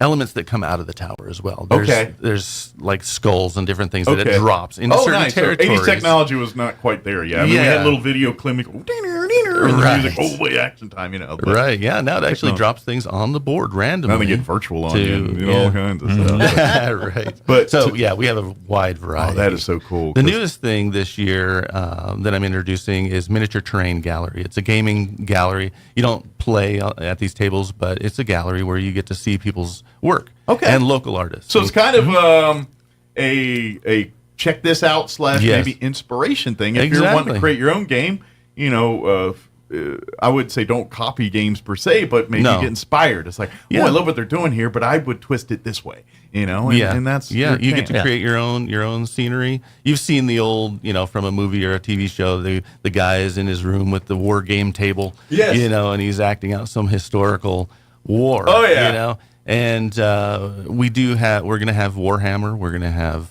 different tables set up like that. So maybe a few history buffs want to get in there and have a little fun with some of that stuff, Yeah, absolutely. And that's the beauty. And to be honest, y'all are the same. I'm telling you right now. Your history nerds, your gaming nerds, your jocks, you're all the same. You're all fervent about your thing. Yeah. It's all the Passion. same. Yeah. And then you're going to realize that it crosses over, and you meathead jock guys are going to be like, oh, there's some cool, you know what I mean? Like, because that's where the jocks versus the nerds. There's always that line in the sand, and I'm like, that line's blurry as all get out. Y'all don't realize. You are the same people. And the age is the same way. We have the older people and we have young people there. Absolutely. And all doing the same thing. All interested in similar things. It's all things. a gathering of people that kind of like the same thing, and if not the exact same thing, the essence of that thing. And that's really what Galacticon is in a nutshell. It's all things. That's why I keep saying it's all things nerd. It's just if you're into collecting. Maybe you're into 60s cartoons. Maybe I love the old classics, I'm the Looney Tunes. Guess what? There's going to be people that are just like you that are into that. And you'll probably find collectibles and things that speak to that, Yeah. Oh, yeah. Or if you're like, nope, I like Battlestar Galactica. Not the new stuff, the 70s. Okay, come on in. We're going to get you. And there's a whole genre of people that are into exactly what you're into. And that's what Galacticon is. We have another thing new this year, and that's the library for the open place. That's right. Frost Giant Games and Lanes, a store that's been here for maybe about a year now. Yeah, okay. They've relocated now on Main Street, and we're going to bring in a lot of game masters that run games over there. Okay. And so we have 16 game masters. So you this could get year. to meet some of these folks. And some of these folks are making a living doing this. Like they make enough money where this is their day job now. Yeah. And if you ever wanted to learn and let some of that rub off on you, if you're thinking, because I know there's a lot of kids out there that are on their YouTubes or on their gaming channels trying to make their nut.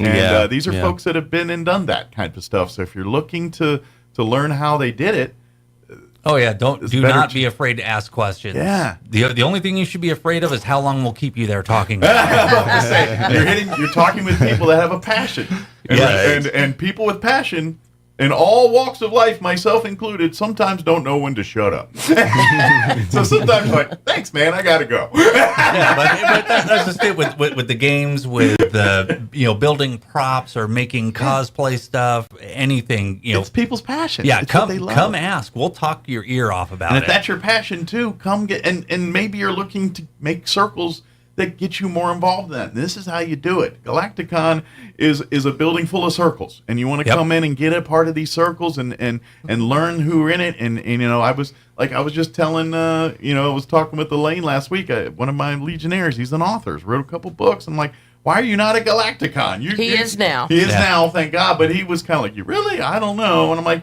dude, you want to sell more than 10 books that you sold to your friends? Get out there and meet people that read exactly what you're writing. Exactly. That's what Galacticon is. Yeah, there's a game that I'll be putting out here the next year called Pirates of Fortune. It's a game that I've spent many years on.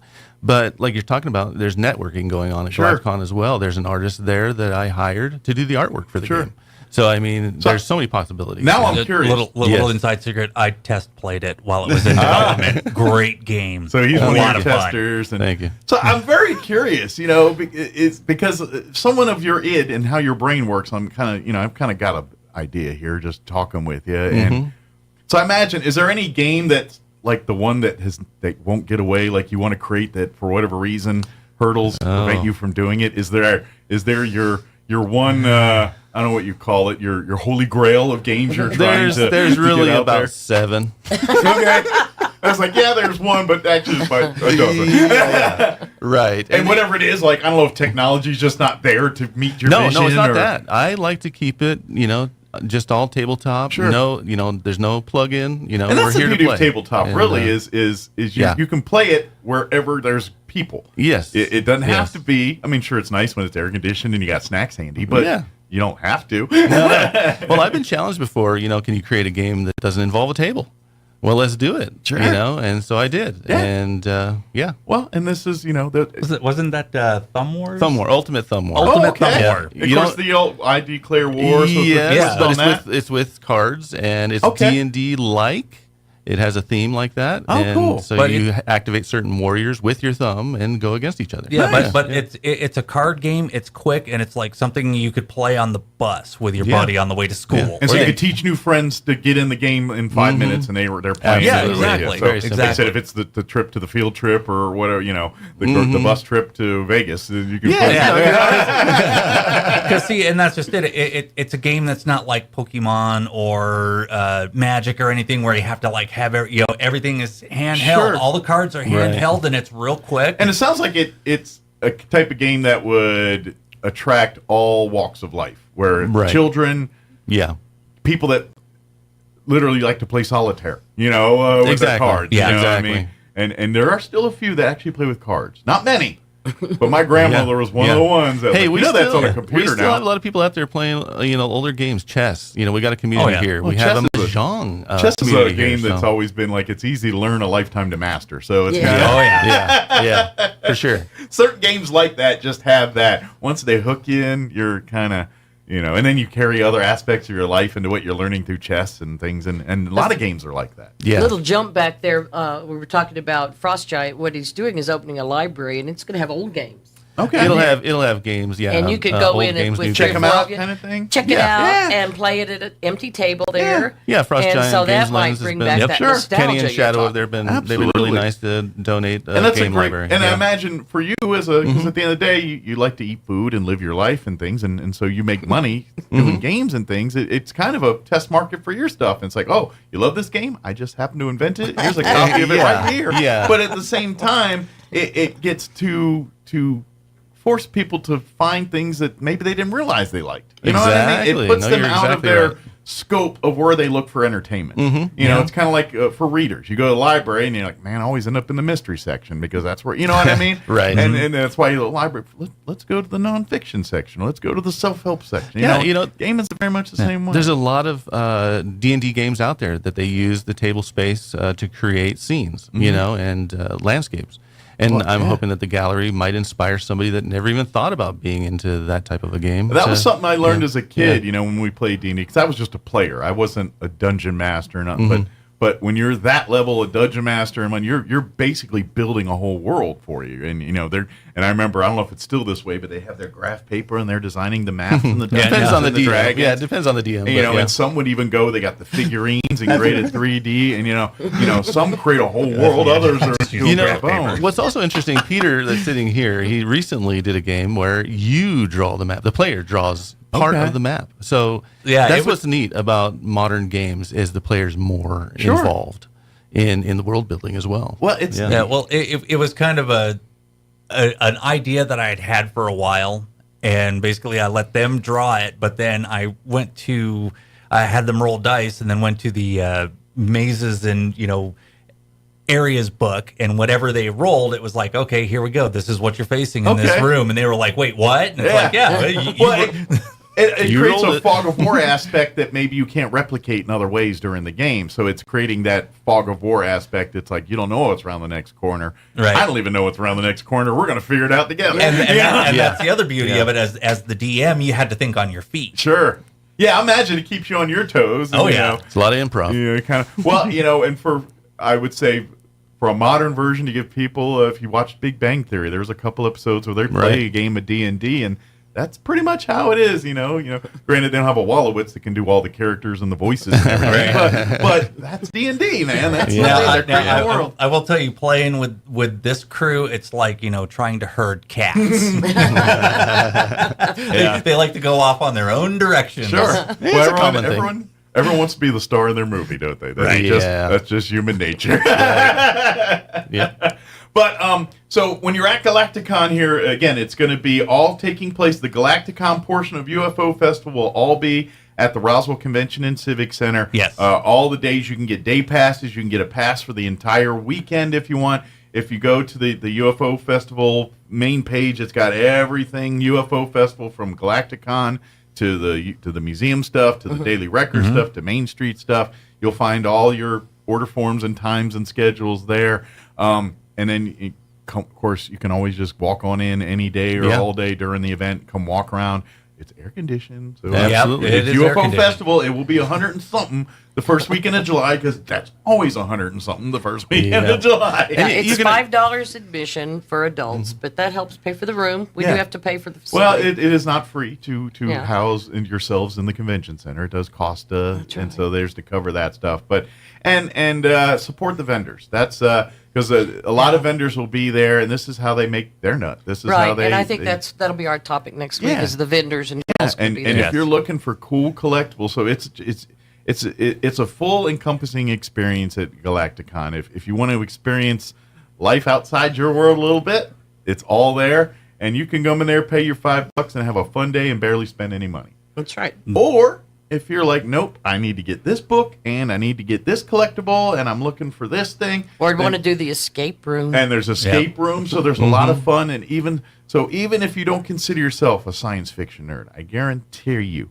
there's going to be enough stuff in there that does fall under science fiction that you just didn't realize falls under science fiction. And that's the beauty of Galacticon. And if you want to go get more information on cosplay or gaming schedule or anything like that, just go to RoswellGalacticon.com. Yep, that's the website. If you want to be a vendor, there's still space to be a vendor. If you got, like I said, I've just told my Legionnaire, you write books about science fiction. You have 2 books out. There's a whole room full of people that are going to want to check out what you're looking at. So do we have any artists this year besides? Steve Garcia is our featured artist this year. Okay. And he is the animator of the Iron Giant. The Iron Giant movie, which, and Simpsons and Torque. And, wow. So was he okay. What era of Simpsons did you know off to? Because you'll have to ask him. That show's been on so long that they've had generations of animators and writers and you should creators. come and talk to him. Yeah. It would be a nice interview. I imagine if he's Iron Giant, he's probably in those mid years of some. He wasn't there for the early years, but. Right. By the time they're about season 6, 7, 8, where they find their groove, he's probably right around in that. Grew up in Albuquerque. Yeah. Oh, yeah. Yeah. Cool. A lot of people in New Mexico, there's a lot of ties to film and creative art and things in all ways, shape, or form. We're very blessed that way. Yes, we are. So, and you get to and you get to meet the people that make that happen at Galacticon too. You'll see, throughout the course of the weekend, you'll meet writers, producers, cosplayers, costume designers, people that do this in the industry on a day-to-day basis. And if you're looking to set your roots up in that world, a lot of people to rack their brains on and talk to and learn, learn the people that are in the industry and get your foot in the door. This is one of those things. You meet the people, make the connections, and over a tea dueling, you could make a good friend and next thing a connection for your job or something. Not this year for tea dueling, next year, but you get what I'm saying. Over a board game here, or over a game, or over an instance. I think I know who we have our first contestant to sign up. I was the first time I heard about it. I was so fascinated by it. It's always caught my brain ever since. I told you always asked me about tea dueling. It's one of those fascinating aspects because it's so unique to steampunk and you never see that anywhere else. So I won a game when I told them your mother wears army boots. If that isn't an old line. Well, the classics work. Don't get it. Mike, you come down. We'll have a top hat for you. There you go. Yeah. I have a big enough head to fit one. So. And I'm short, so they won't mistake me for 8 feet. I'm only 5'8". They won't have to worry about it. So good deal. Is there anything we missed? Any info we wanted to share that we got sidebarred on? Go ahead. I mean, there's a lot going on. Go to RoswellGalacticon.com. I mean, that's the main thing. If you want to get of events going on, information, right. Yeah. Make it part of it. Whether you make one day or all 3 days, while you're out UFO festivaling, make sure you make your way into Galacticon and see all the cool things there is to do, see, feel, touch, taste. Get wet with, we have a water park. Water park. Yep. Yeah, free water park. Yeah. That's sponsored by the city and us. Lots of opportunities if grown kids want to do things grown kids do, and you want to send the little kids off to somewhere else so you can do your grown kid things. Galacticon's got you. You got that right. Yeah. We also have free parking. Yeah, that's a bonus too, and you're centrally located. So if you want to park there and navigate up and down Main Street, that's a good place to park. And good news with the since they've added new parking lots over the years and things, there's plenty of parking in and around that. And we will have food trucks there at the convention center too. You can eat there if you. There'll be food inside. All your needs. Don't worry, everything's covered. Mm-hmm. Excellent. Yes, the vendors appreciate that. Yeah. well, at some point you're hungry. Yeah. All that talking. And after slaying the dragon for a couple hours, you're ready to get a burrito or a burger in your belly. So, thank you guys. I appreciate it. We'll see you all next week. Thank you. We're getting close. June 5th through June 7th is UFO Festival. July 5th through July 7th. We missed it already? Yes, we always recap about things. July 5th through July 7th, right after 4th of July there. That Thursday, Friday, we kick off UFO Festival weekend. Get involved in all things UFO Festival. Hang out at Galacticon. Get down to Main Street. Get to the museum. Go check out the film festival the Daily Record's got going on. All of these things are a part of the 3-day weekend, and love to have you come and do as much of it as you possibly can. So, good deal. Thank you, guys. Thank you. We'll see you next week. All right, it's 9:03. You're listening to 106.5 Roswell's Talk FM, KEND, or Roswell, New Mexico. News in progress. Sir.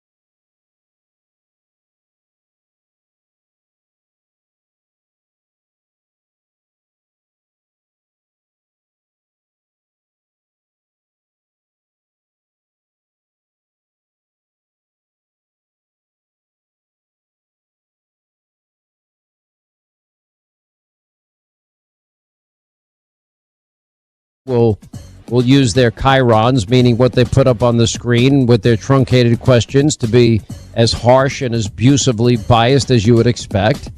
And I think that Donald Trump can still walk away the big winner in this debate. There are people that are saying, well, Hannity, just tell him, if you talk to him, tell him not to, go in there and really take, tell him to just lay back a little bit. That's not my advice for Donald Trump. My advice is be yourself. Be Donald Trump.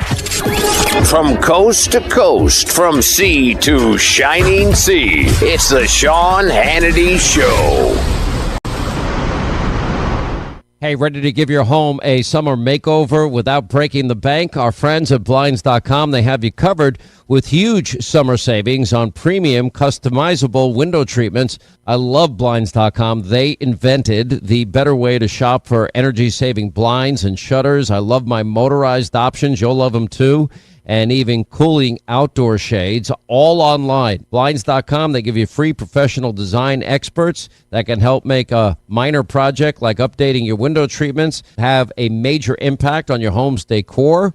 They also send you free samples, and plus you get unlimited window treatments installed, whether it's one window or 50 windows for one low cost. And as always, Blinds.com has their 100% satisfaction guarantee, 100%. And if you shop at Blinds.com right now, you get huge summer savings, up to 45% off site-wide. That's up to 45% off site-wide for a limited time when you go to Blinds.com. Rules and restrictions may apply. Calling all men. June is Men's Health Month, and Artesia General Hospital wants you to step up and take care of your health.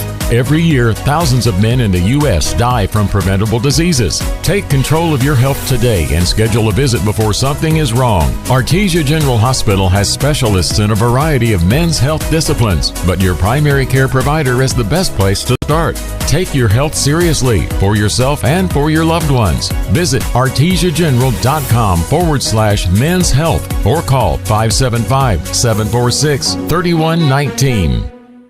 When others say no, Roswell Hyundai says yes. The bank manager is at Roswell Hyundai for a short time to say yes. No social security number or ITIN number? Yes. No driver's license? Yes. It doesn't matter. Roswell Hyundai says yes. If you have a job that earns at least $12 an hour, Roswell Hyundai wants to say yes. Roswell Hyundai wants 100% approval, which means they want to say yes to you. Yes. Get zero down, zero payments till fall, plus up to $4,000 more for your trade. On now at the home of Roswell Hyundai, 1909 West 2nd. Yes! The great one, Mark Levin, is now in Roswell on 106.5 KEND Roswell. Flooding in Minnesota causing a partial failure of the Rapidan Dam, allowing the river to flow around it. Other parts of the state flooded as well. Minnesota Governor Jim Walz says resources are being deployed. We have about